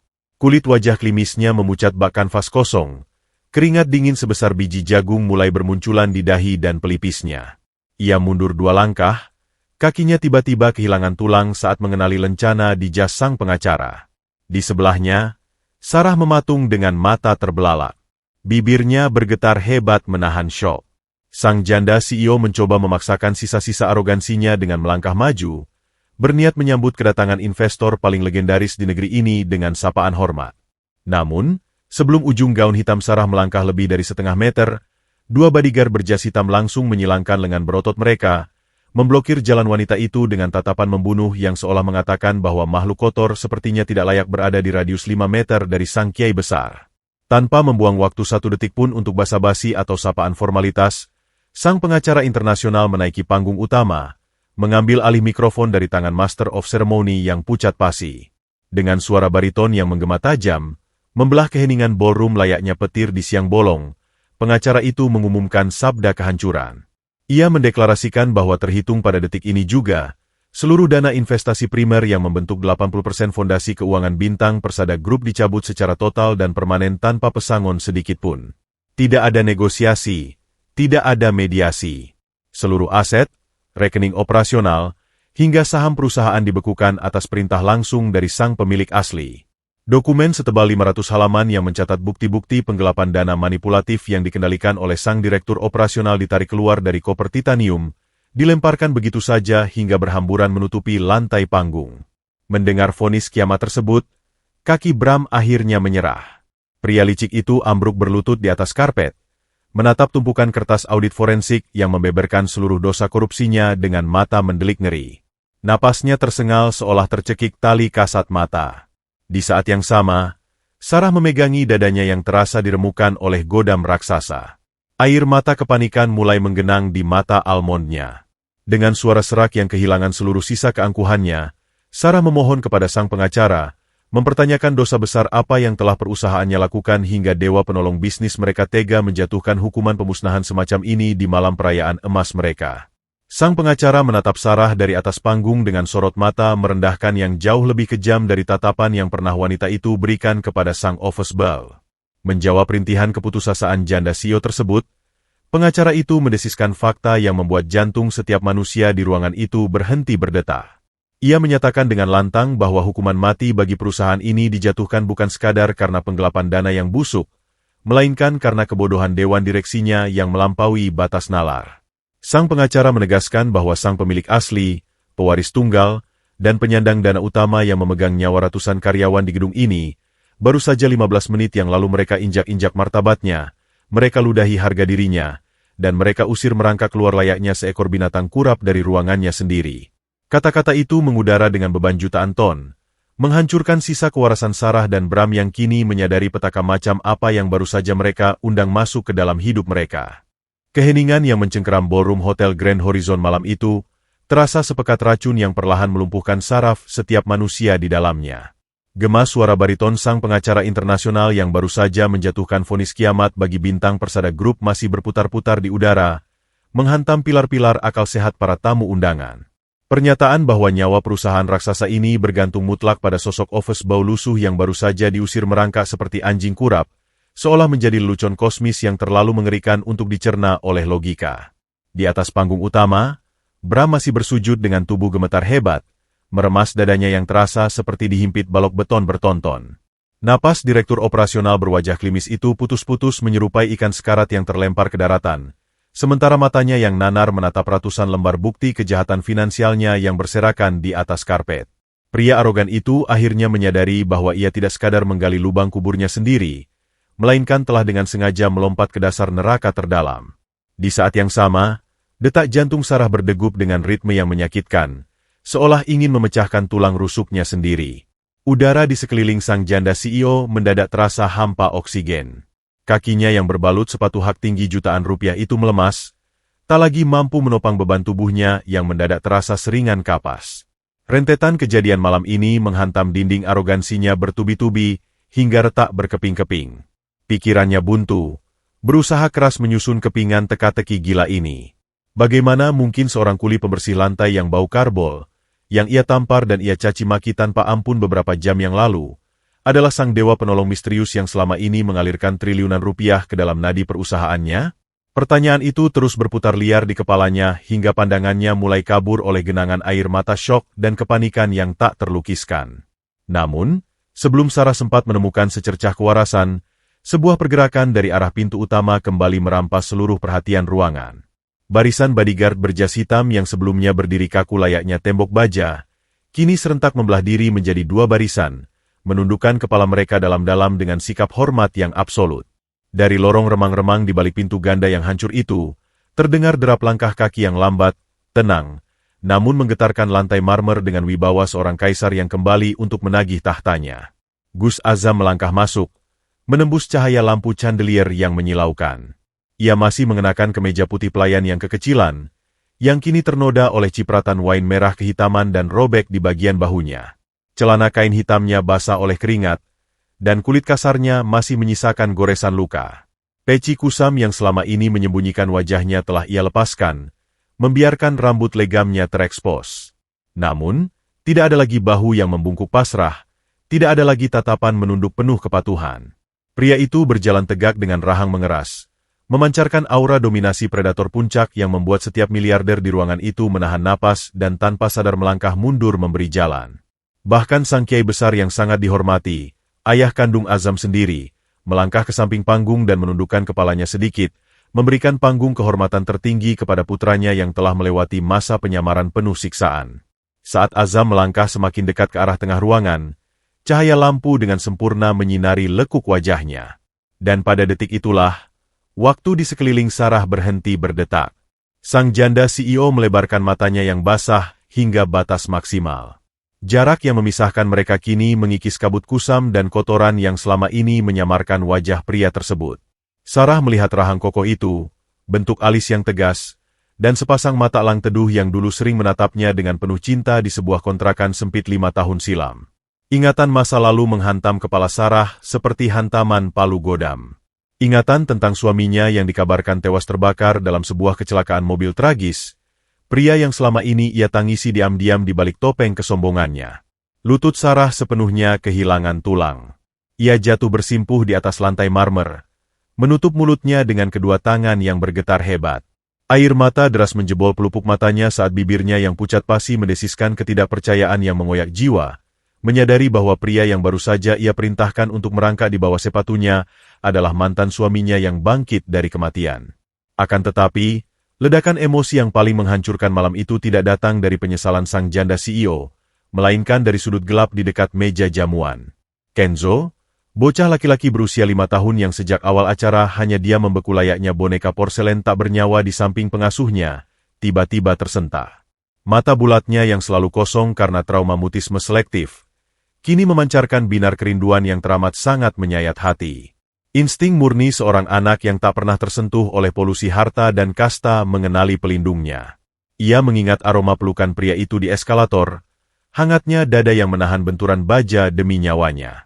Bagi Kenzo, pria berseragam kotor yang melangkah di tengah ruangan itu bukanlah office boy atau konglomerat, melainkan kepingan jiwanya yang selama ini hilang terenggut takdir. Mengabaikan jeritan tertahan dari sang pengasuh, Kenzo melepaskan genggaman tangannya secara paksa. Kaki-kaki kecil berbalut sepatu mahal itu berlari sekuat tenaga membelah lautan tamu VIP yang mematung. Bocah mungil itu menerjang maju tanpa keraguan sedikitpun, merentangkan kedua tangan kecilnya menggapai satu-satunya kehangatan yang ia inginkan di dunia ini. Setibanya di hadapan Azam, Kenzo menabrakkan tubuh kecilnya, memeluk erat sepasang kaki jenjang yang terbalut kain kotor tersebut. Azam tertegun. Pertahanan emosionalnya yang sekuat baja runtuh seketika. Pria tegap itu menjatuhkan dirinya dengan kedua lutut membentur lantai, merengkuh tubuh bergetar putranya ke dalam sebuah pelukan yang sangat protektif, menenggelamkan wajahnya ke ceruk leher sang anak sambil menitikan air mata pertama yang jatuh di hadapan publik. Di tengah pelukan yang mengikat jiwa ayah dan anak itu, sebuah keajaiban yang merobek seluruh logika medis terjadi. Dada kecil Kenzo naik turun dengan cepat, mengumpulkan seluruh tenaga dari paru-parunya. Pita suaranya yang telah lumpuh oleh trauma masa lalu selama 3 tahun penuh, kini dipaksa terbuka oleh ledakan cinta yang tak terbendung. Bocah mungil itu mendongak, menatap wajah Azam yang berlinang air mata, lalu membuka mulutnya lebar-lebar. Sebuah suara parau, bergetar, dan serak karena tak pernah digunakan, meluncur membelah kesunyian mematikan di dalam ballroom raksasa itu. Kenzo berteriak sejadi-jadinya sambil menangis terseduh-seduh, memanggil pria lusuh di dekapannya dengan sebutan, "Ayah Aah." Jeritan murni yang menggema memantul di dinding-dinding marmer itu tidak hanya menghancurkan trauma bisu sang anak, tetapi juga menghancurkan sisa-sisa kewarasan Sarah yang kini menjerit histeris di atas lantai, dihadapkan pada kenyataan paling brutal bahwa harta dan kesombongannya telah membuatnya menyiksa malaikat pelindung keluarganya sendiri. Malam perayaan emas itu telah resmi berubah menjadi lautan air mata penyesalan yang tak memiliki ujung. Jeritan tangis Kenzo yang meneriakkan kata, "Ayah," membelah udara ballroom Hotel Grand Horizon layaknya pedang cahaya yang merobek pekatnya malam. Kata tunggal yang syarat akan kerinduan, kepedihan, dan cinta murni itu menggema berulang kali, memantul dari pilar-pilar marmer hingga menyusup ke dasar telinga setiap manusia yang hadir. Ratusan tamu VIP, miliarder, dan pejabat negara yang memenuhi ruangan raksasa itu seakan tersambar petir tak kasat mata. Mereka mematung dengan napas tertahan di tenggorokan, tak mampu mempercayai drama surrealis yang terbentang tepat di depan mata mereka. Seorang anak pewaris tahta dari janda CEO paling ditakuti di ibu kota, yang diketahui publik mengidap kebisuan traumatis selama bertahun-tahun, kini menangis meraung-raung dalam pelukan seorang pelayan rendahan berseragam robek dan berbau keringat masam. Di tengah lautan kebingungan yang membekukan akal sehat itu, Gus Azam merengkuh erat tubuh mungil putranya. Pria itu menyembunyikan wajahnya di ceruk leher Kenzo, membiarkan air mata panas yang selama 5 tahun ia bendung di balik tembok kesabaran stoknya akhirnya jebol, membasahi kerah kemeja mahal sang pangeran kecil yang tak lagi memedulikan kasta. Di atas karpet emas yang kini terasa sedingin es, Sarah masih duduk bersimpuh dengan tatapan kosong yang mengerikan. Sang janda CEO yang selalu tampil angkuh tanpa celah itu tampak seperti boneka porselen yang baru saja dihantam godam raksasa. Tatanan rambut elegannya mulai berantakan, dan maskara mahalnya luntur oleh aliran air mata deras yang tak kunjung berhenti. Dadanya naik turun dengan ritme yang sangat cepat, memompa oksigen dengan susah payah karena paru-parunya seolah terhimpit oleh kenyataan yang terlalu brutal untuk dicerna. Matanya tak berkedip menatap interaksi antara Kenzo dan Azam. Dunia kesombongan yang ia bangun dengan susah payah di atas air mata orang-orang lemah kini runtuh menimpanya sendiri. Hatinya menjerit pilu, menyadari bahwa insting murni darah dagingnya jauh lebih tajam mengenali cinta sejati dibandingkan mata batinnya yang telah lama dibutakan oleh kilau harta dan jabatan. Keheningan emosional yang menyayat hati itu perlahan terurai saat sosok agung sang kiai besar melangkah membelah kerumunan. Pria sepuh yang memegang kendali atas jaringan bisnis pesantren terbesar di Nusantara itu berjalan lambat dengan bertumpu pada tongkat kayunya. Tidak ada setitik pun rasa jijik di wajah berkarisma dewa tersebut saat ia mendekati Azam yang masih berlutut di lantai dengan kemeja penuh noda wain merah kehitaman. Sang kiai perlahan membungkukkan punggungnya yang termakan usia, meletakkan sebelah tangannya yang keriput namun hangat ke atas bahu Azam yang bergetar. Ratusan pasang mata menahan napas saat miliarder paling dihormati di Asia itu menunduk, lalu mendaratkan sebuah keciuman panjang yang penuh kebanggaan dan kasih sayang di kening sang ofes bau lusuh. Sang kiai berbisik parau, memuji kesabaran luar biasa putranya yang telah berhasil melewati badai ujian terberat dalam hidup tanpa sedikit pun menodai iman di dadanya. Momen sakral itu menjadi proklamasi bisu yang meremukan seluruh keraguan. Pria berbalut kemiskinan ini adalah darah daging sang raja. Memanfaatkan momentum yang telah mencapai titik didih, pengacara internasional berjas abu-abu yang sedari tadi berdiri di atas panggung kembali mengangkat mikrofonnya. Wajah Kaukasianya yang keras membatu memancarkan aura algojo yang siap memenggal leher para pengkhianat. Dengan suara bariton yang menggelegar dan memantul ke seluruh penjuru ballroom, sang pengacara membongkar tabir kebohongan terbesar dalam sejarah bintang Persada Group. Ia mengumumkan dengan artikulasi tajam bahwa pria yang baru saja dihinakan, diludahi, dan diusir merangka oleh dewan direksi mereka adalah Gus Azam. Pria itu bukan sekadar putra mahkota dari konglomerasi pesantren, melainkan pemilik asli, founder, dan pemegang kendali mutlak atas 80% saham perusahaan ini sejak awal didirikan. Pengacara itu menegaskan bahwa seluruh kemewahan yang malam ini dinikmati oleh Sarah dan Bram hanyalah remah-remah pinjaman dari kemurahan hati sang pria berpeci lusuh yang menyamar dalam keheningan. Suara tarikan napas ngeri serentak terdengar dari arah para tamu. Namun, sang pengacara belum selesai menjatuhkan bom kehancurannya. Ia menoleh ke arah Sarah yang masih meratap di lantai, menancapkan pedang realita yang paling menyakitkan. Dengan nada dingin tanpa belas kasih, pengacara itu mendeklarasikan bahwa Gus Azam adalah suami sah dari Sarah yang keberadaannya masih tercatat hidup dalam dokumen negara. Ia adalah pria yang sama yang selama 5 tahun ini ditangisi oleh sang janda karena dikabarkan tewas terbakar dalam kecelakaan mobil di tol pinggiran kota. Rahasia besar terkuak. Azam sengaja memalsukan kematiannya dan menelan harga dirinya menjadi seorang pekerja rendahan pembersih toilet hanya demi satu tujuan gila, menjadi perisai bayangan yang terus mengawasi, melindungi, dan memastikan keselamatan istri dan anaknya dari ancaman predator yang bersembunyi di dalam perusahaan mereka sendiri. Mendengar hal itu, jeritan histeris kembali meledak dari mulut Sarah. Wanita itu memukuli dadanya sendiri yang terasa hancur berkeping-keping, meratapi kebodohan dan kesombongannya yang telah menyiksa malaikat pelindungnya tanpa henti. Di saat yang sama, sang pengacara mengalihkan pandangan mematikannya kepada Bram, yang kini bergelung di atas lantai menyerupai cacing yang tersiram garam. Mengangkat setumpuk dokumen dan foto dari dalam koper titaniumnya, pengacara itu membacakan dosa terbesar sang direktur operasional. Bukan hanya tentang miliaran rupiah dana investasi yang digelapkan, dokumen itu berisi pengakuan tertulis dan bukti transfer kepada sekelompok pembunuh bayaran.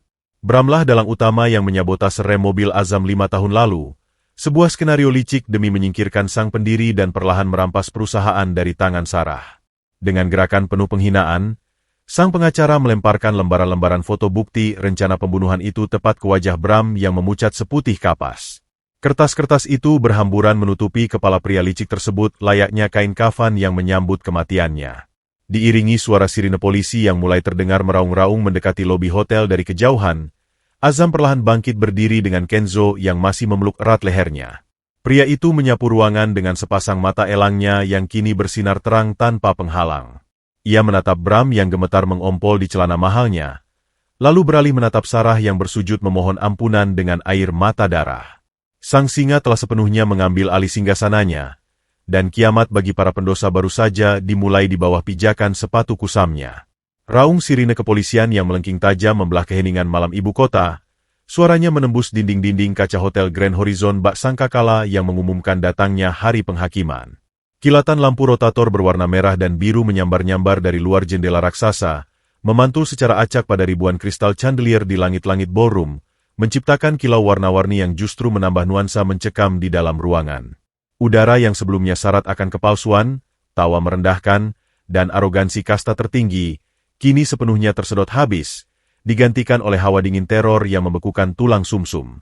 Di tengah lautan ratusan tamu undangan kelas atas yang masih mematung tak berani mengeluarkan suara napas kecil apapun, Karma Kontan baru saja mendarat dengan kekuatan yang meremukan.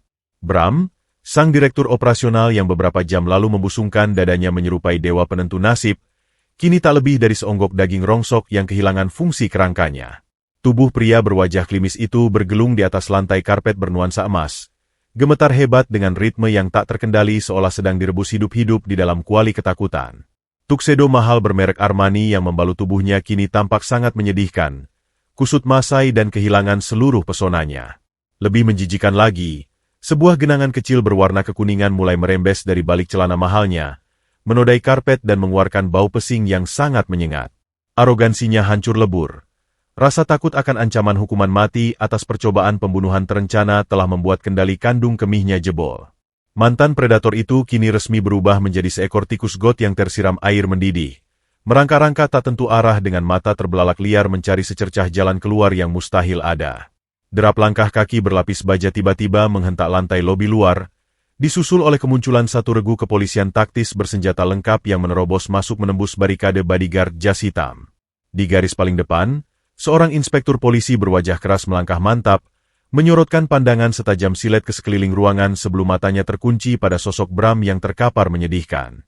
Tanpa basa-basi atau penghormatan formalitas yang biasa diberikan kepada petinggi korporat, sang inspektur mengeluarkan selembar surat penangkapan resmi yang tintanya seolah meneteskan racun bagi masa depan Bram.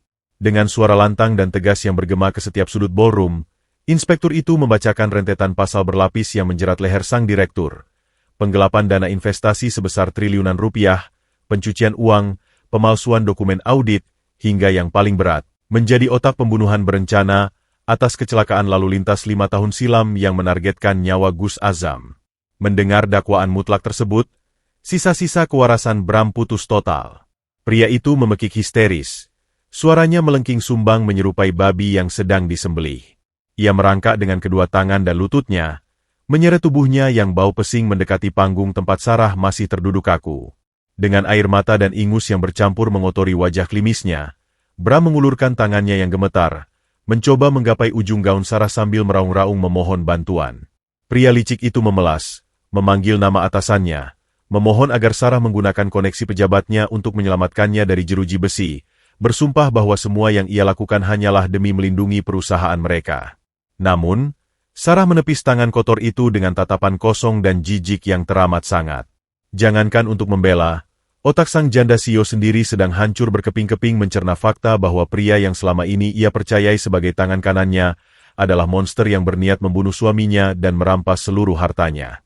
Di saat dua orang petugas kepolisian bertubuh gempal melangkah maju dan menyergap kedua lengan Bram dengan kasar, Sebuah pergerakan lambat membelah kesunyian. Gus Azam, yang sedari tadi mendekap erat putranya, perlahan mendaratkan ciuman lembut di puncak kepala Kenzo. Dengan isyarat penuh hormat, ia menyerahkan bocah kecil yang masih sesenggukan itu ke dalam pelukan hangat sang kiai besar. Setelah memastikan darah dagingnya aman, Azam berbalik. Pria dengan kemeja pelayan yang telah robek dan berlumur noda wine itu melangkah mendekati Bram. Setiap langkah sepatu pantofel bekasnya yang berdecit di atas marmer kini terdengar bagaikan ketukan palu algojo yang mencabut nyawa. Wajah Azam datar, sedingin balok es di palung terdalam, menatap lurus ke arah pria yang telah menyiksa fisik dan batinnya selama berbulan-bulan di gedung ini. Melihat Azam berdiri menjulang di atasnya, Bram seketika menghentikan rontaannya dari cengkeraman polisi. Pria brengsek itu mendongak, menatap sepasang mata elang yang memancarkan dominasi mutlak. Keputusasaan mengubah Bram menjadi makhluk paling hina di ruangan itu. Ia menjatuhkan kepalanya hingga mencium ujung sepatu kusam Azam, meratap terseduh-seduh sambil memanggil pria itu dengan sebutan kehormatan, Gus. Bram memohon ampun dengan suara serak, berjanji akan mengembalikan setiap peser uang yang ia curi, berjanji akan menjadi budak seumur hidup untuk membersihkan toilet keluarga Azam, asalkan ia tidak dikirim ke penjara yang akan membunuhnya secara perlahan. Tangisan merendahkan itu diiringi jilatan putus asa pada debu di sekitar kaki sang Ofesbe. Namun, Gus Azam tidak sedikit pun menggeser kakinya, juga tak meneteskan secercah empati. Ia membiarkan pria pemuja harta itu menelan seluruh ludahnya sendiri di depan para elit sosial yang biasa ia pameri. Dengan gerakan yang sangat pelan dan elegan, Azam sedikit membungkukkan badan. Suara baritonnya yang berat, tenang, namun setajam sembilu meluncur memotong isak tangis Bram yang menjijikan. Azam berbisik tepat di depan wajah pria itu, menyatakan dengan dingin bahwa harta triliunan yang telah dicuri darinya tidak akan pernah bisa, dan tidak akan pernah cukup, untuk sekadar membeli sisa harga diri Bram yang kini lebih murah dari tumpukan kotoran. Kalimat eksekusi itu meluncur mulus, menghancurkan sisa harapan terakhir sang antagonis. Seolah menunggu aba-aba dari kalimat tersebut, sang inspektur polisi langsung menarik kasar lengan Bram ke belakang. Suara logam dingin beradu, klik, memborgol kedua pergelangan tangan pria licik itu dengan kencang hingga menyisakan ruam merah. Bram ditarik berdiri secara paksa layaknya sekarung sampah busuk. Ia meronta, menjerit histeris memanggil-manggil nama Tuhan yang tak pernah ia ingat saat berkuasa. Sepasang sepatunya menggesek lantai marmer menolak diseret pergi. Namun tenaga petugas jauh lebih besar. Diiringi tatapan merendahkan dari ratusan konglomerat yang menyingkir jijik memberi jalan, sang direktur operasional diseret tanpa ampun keluar dari ballroom megah itu, menembus kilat lampu rotator polisi, menuju lubang kehancuran yang tak berujung. Kejatuhan sang tikus berdasi telah tuntas dieksekusi dengan sangat memuaskan, menyisakan keheningan baru yang kini mencekik leher target kedua, sang janda CEO yang gemetar menanti giliran penghakimannya. Keheningan yang tertinggal di dalam ballroom raksasa Hotel Grand Horizon setelah tubuh Bram diseret paksa keluar oleh aparat kepolisian terasa bagaikan sisa abu vulkanik yang mencekik napas pasca letusan gunung berapi. Kilatan lampu rotator dari luar jendela telah menjauh, namun teror psikologis yang ditinggalkannya masih mengakar kuat di benak setiap manusia di ruangan tersebut. Ratusan tamu VIP kelas atas, yang biasanya angkuh memamerkan kekayaan mereka, kini berdiri mematung menyerupai patung-patung lilin yang kehilangan nyawa. Mata mereka terpaku pada satu-satunya sosok yang kini menjadi pusat gravitasi kehancuran malam itu, Sarah. Sang janda CEO yang selama bertahun-tahun memerintah dengan tangan besi dan hati sedingin gletser, kini terduduk bersimpuh di atas karpet emas dengan kondisi yang tak lebih baik dari sebuah boneka porselen yang telah diremukan oleh palu godam.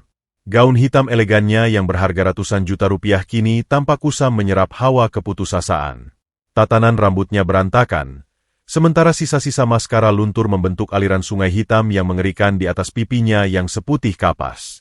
Di tengah lautan manusia yang membisu karena ketakutan itu, langkah kaki Gus Azam memecah kesunyian. Sepatu pantofel usangnya yang berbau karbol dan ujungnya mulai mengelupas melangkah pelan namun pasti, menggetarkan lantai marmer dengan wibawa seorang kaisar yang baru saja merebut kembali singgasananya dari tangan para pengkhianat. Azam berhenti tepat setengah meter di hadapan Sarah. Pria itu menatap lurus ke bawah, melihat puncak kepala wanita yang pernah menjadi ratu di hatinya, yang kini menunduk gemetar bagai daun kering yang siap hancur tersapu angin. Tidak ada kilatan amarah atau dendam membara di sepasang mata elang Azam, yang ada hanyalah sebuah palung keheningan absolut yang menyimpan rahasia paling pedih selama 5 tahun terakhir. Udara di sekeliling mereka terasa memberat saat bibir pucat Azam perlahan terbuka, mengembuskan napas panjang yang seolah melepaskan beban ribuan ton dari pundaknya yang tegap. Dengan suara bariton yang teramat tenang namun memancarkan gelombang kesedihan yang menyayat hati, Azam mulai menelanjangi masa lalu. Pria itu menuturkan fakta malam jahanam 5 tahun silam, ketika mobil yang ia kendarai dihantam oleh truk kontainer yang remnya sengaja disabotase oleh mafia bayaran suruhan Bram. Ledakan api yang menghanguskan kerangka mobil itu seharusnya menjadi kuburannya. Namun, Azam selamat dengan luka bakar parah dan kesadaran bahwa musuh di dalam selimut perusahaannya jauh lebih buas dari yang ia bayangkan. Ia menjelaskan dengan nada yang menyayat ulu hati bahwa jika saat itu ia kembali ke hadapan publik dalam keadaan hidup, Bram dan sindikat mafianya tidak akan segan-segan untuk membantai Sarah dan Kenzo demi memutus garis keturunan pewaris saham utama. Satu-satunya cara untuk menghentikan para serigala kelaparan itu adalah dengan membiarkan mereka percaya bahwa sang singa telah mati menjadi abu. Kalimat demi kalimat yang meluncur dari bibir Azam menggema di dinding ballroom, menyingkap tabir pengorbanan yang melampaui batas nalar manusia. Pria itu menceritakan bagaimana ia rela melucuti seluruh kemewahannya, membuang nama besarnya, dan membunuh ego kelakiannya demi mengenakan seragam biru kusam seorang office boy. Ia memilih untuk hidup menghirup aroma amonia toilet dan karbol murahan, bekerja siang dan malam memunguti kotoran di lantai gedung miliknya sendiri, semata-mata agar ia bisa menjadi bayangan tak kasat mata yang selalu mengawasi, melindungi, dan memastikan keselamatan istri serta darah dagingnya setiap hari. Azam mengungkapkan bahwa ia menelan mentah-mentah setiap ludahan, hinaan, dan siksaan fisik yang diberikan oleh Sarah dan Dewan Direksi, karena rasa perih di kulitnya tidak ada artinya dibandingkan dengan nyawa Kenzo dan wanita yang saat itu masih berstatus sebagai istri sahnya. Ia hanya sedang menunggu waktu yang tepat, mengumpulkan bukti kejahatan finansial dan jaringan pembunuh bayaran Bram secara diam-diam hingga semuanya siap untuk dihancurkan dalam satu malam. Penentuan. Mendengar pengakuan yang meluluh lantakan jiwa itu, oksigen seakan ditarik paksa dari paru-paru Sarah. Dadanya terasa seperti dibelah menggunakan gergaji tumpul. Fakta bahwa pria berpeci lusuh yang ia anggap sebagai parasit menjijikan ini sebenarnya adalah pelindung sucinya, menghancurkan seluruh sisa kewarasan sang Ratu Es. Memori kelam membanjiri otaknya secara brutal. Ia teringat kembali saat ia menyiram air pel ke kaki Azam, saat ia menghina bau keringat pria itu, saat ia menampar wajah keras itu tepat setelah Azam mempertaruhkan nyawa dan membiarkan punggungnya terkoyak mesin eskalator demi menyelamatkan Kenzo. Sarah menyadari bahwa ia telah menjadi monster paling kejam di muka bumi, menyiksa sang malaikat penjaga yang membuang seluruh kebesarannya demi melindunginya dari kematian. Rasa bersalah yang teramat masif, gelap, dan tak berujung seketika menelan habis ego dan kesombongannya tanpa sisa. Benteng arogansi Sarah meledak dalam sebuah jeritan histeris yang memilukan. Sang janda CEO menerjang maju, merangkak di atas lantai karpet dengan putus asa. Ia menubrukan dirinya ke bawah, memeluk erat kedua kaki Gus Azam yang terbalut celana kain basah. Dengan air mata yang mengalir deras bak bendungan pecah, Sarah menurunkan wajah cantiknya yang dulunya sangat angkuh. Lalu tanpa sedikit pun rasa jijik, ia menempelkan bibir merah meronanya ke ujung sepatu pantofel kotor milik sang office boy. Wanita itu mencium sepatu bau itu berkali-kali sambil menangis meraung-raung. Sebuah pemandangan pertaubatan dan kehancuran kasta yang membuat para tamu undangan meneteskan air mata ngeri dan haru.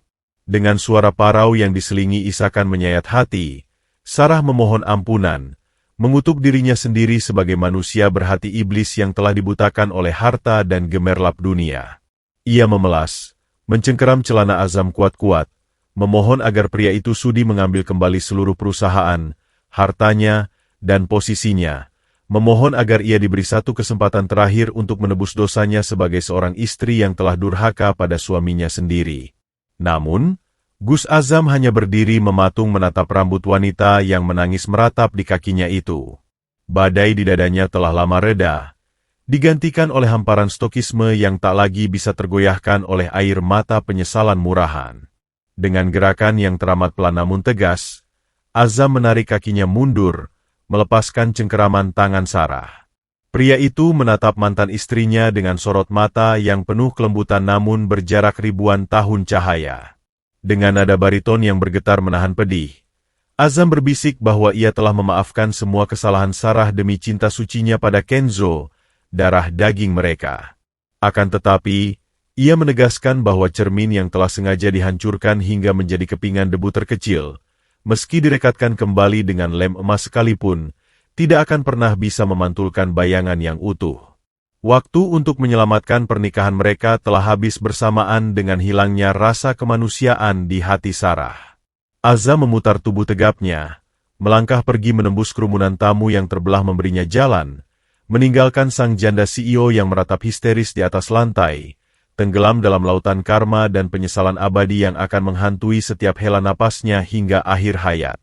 Gema tangisan Sarah yang menyayat hati perlahan tertinggal di belakang, memudar seiring dengan setiap ayunan langkah kaki Gus Azam yang mantap menjauhi masa lalu yang kelam.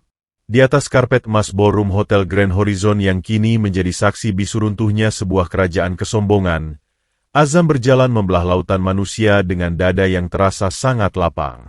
Badai pengorbanan selama 5 tahun yang mengharuskannya menelan ludah penghinaan, menahan perihnya siksaan fisik, dan mengubur dalam-dalam identitas aslinya di balik seragam office boy yang kusam, akhirnya usai malam ini. Pria tegap itu mendekap tubuh mungil Kenzo erat-erat di dadanya. Pangeran kecil yang telah berhasil merobek belenggu kebisuannya itu kini menyandarkan kepala dengan damai di bahu sang ayah, menghirup aroma keringat maskulin bercampur karbol yang bagi bocah itu jauh lebih menenangkan daripada wangi parfum bacara jutaan rupiah milik ibunya.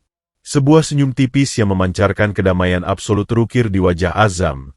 Ia mungkin telah kehilangan seorang istri yang dibutakan oleh dunia, namun ia berhasil memenangkan kembali kepingan jiwanya yang paling berharga.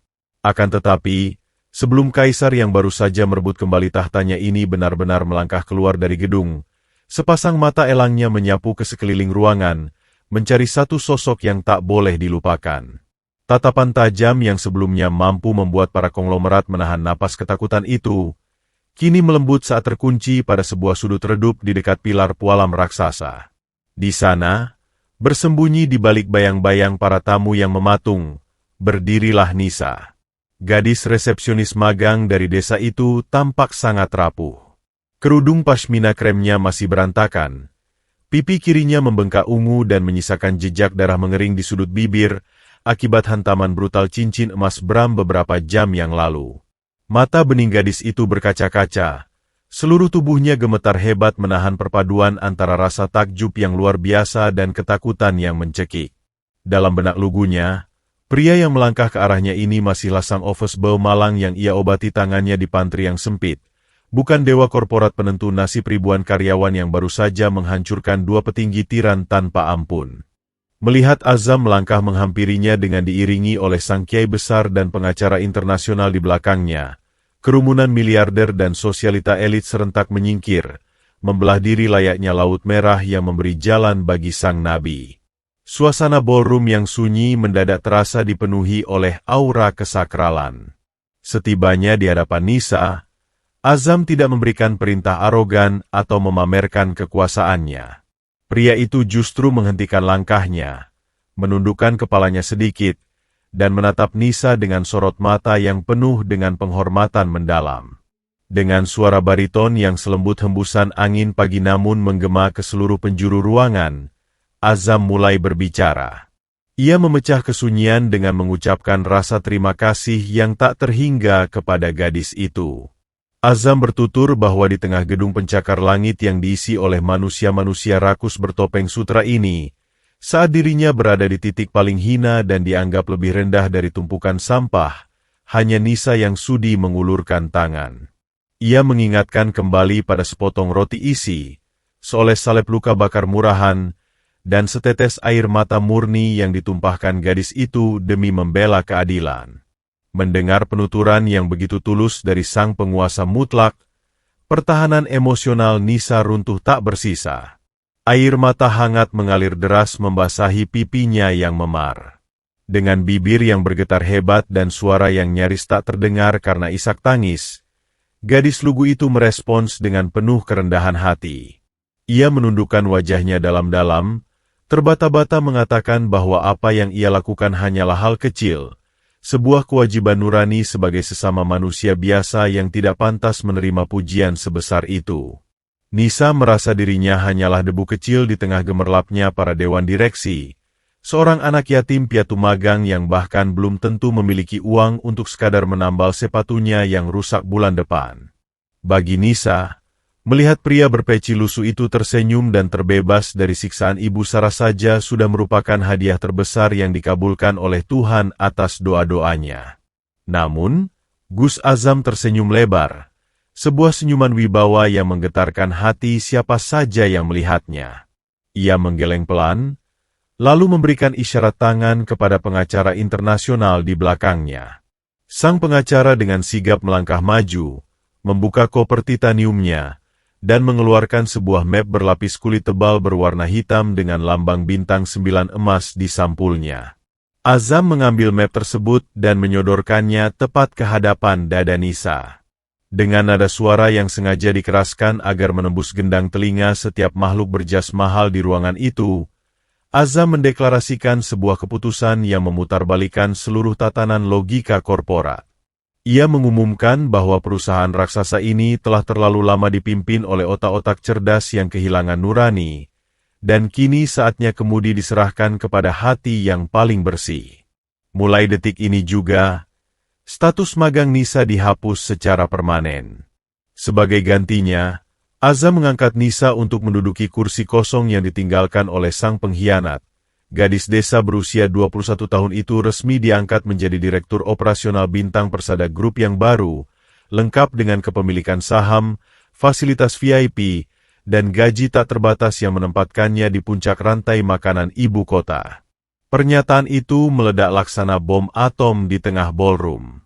Ratusan tamu elit menahan napas ngeri, tak mampu mempercayai telinga mereka sendiri saat melihat seorang gadis berseragam putih kusam yang tak punya silsilah keluarga konglomerat diangkat menjadi penguasa baru dalam satu kedipan mata. Nisa sendiri membeku. Jantungnya seolah berhenti berdetak. Kakinya lemas kehilangan tenaga hingga ia jatuh berlutut di atas karpet emas.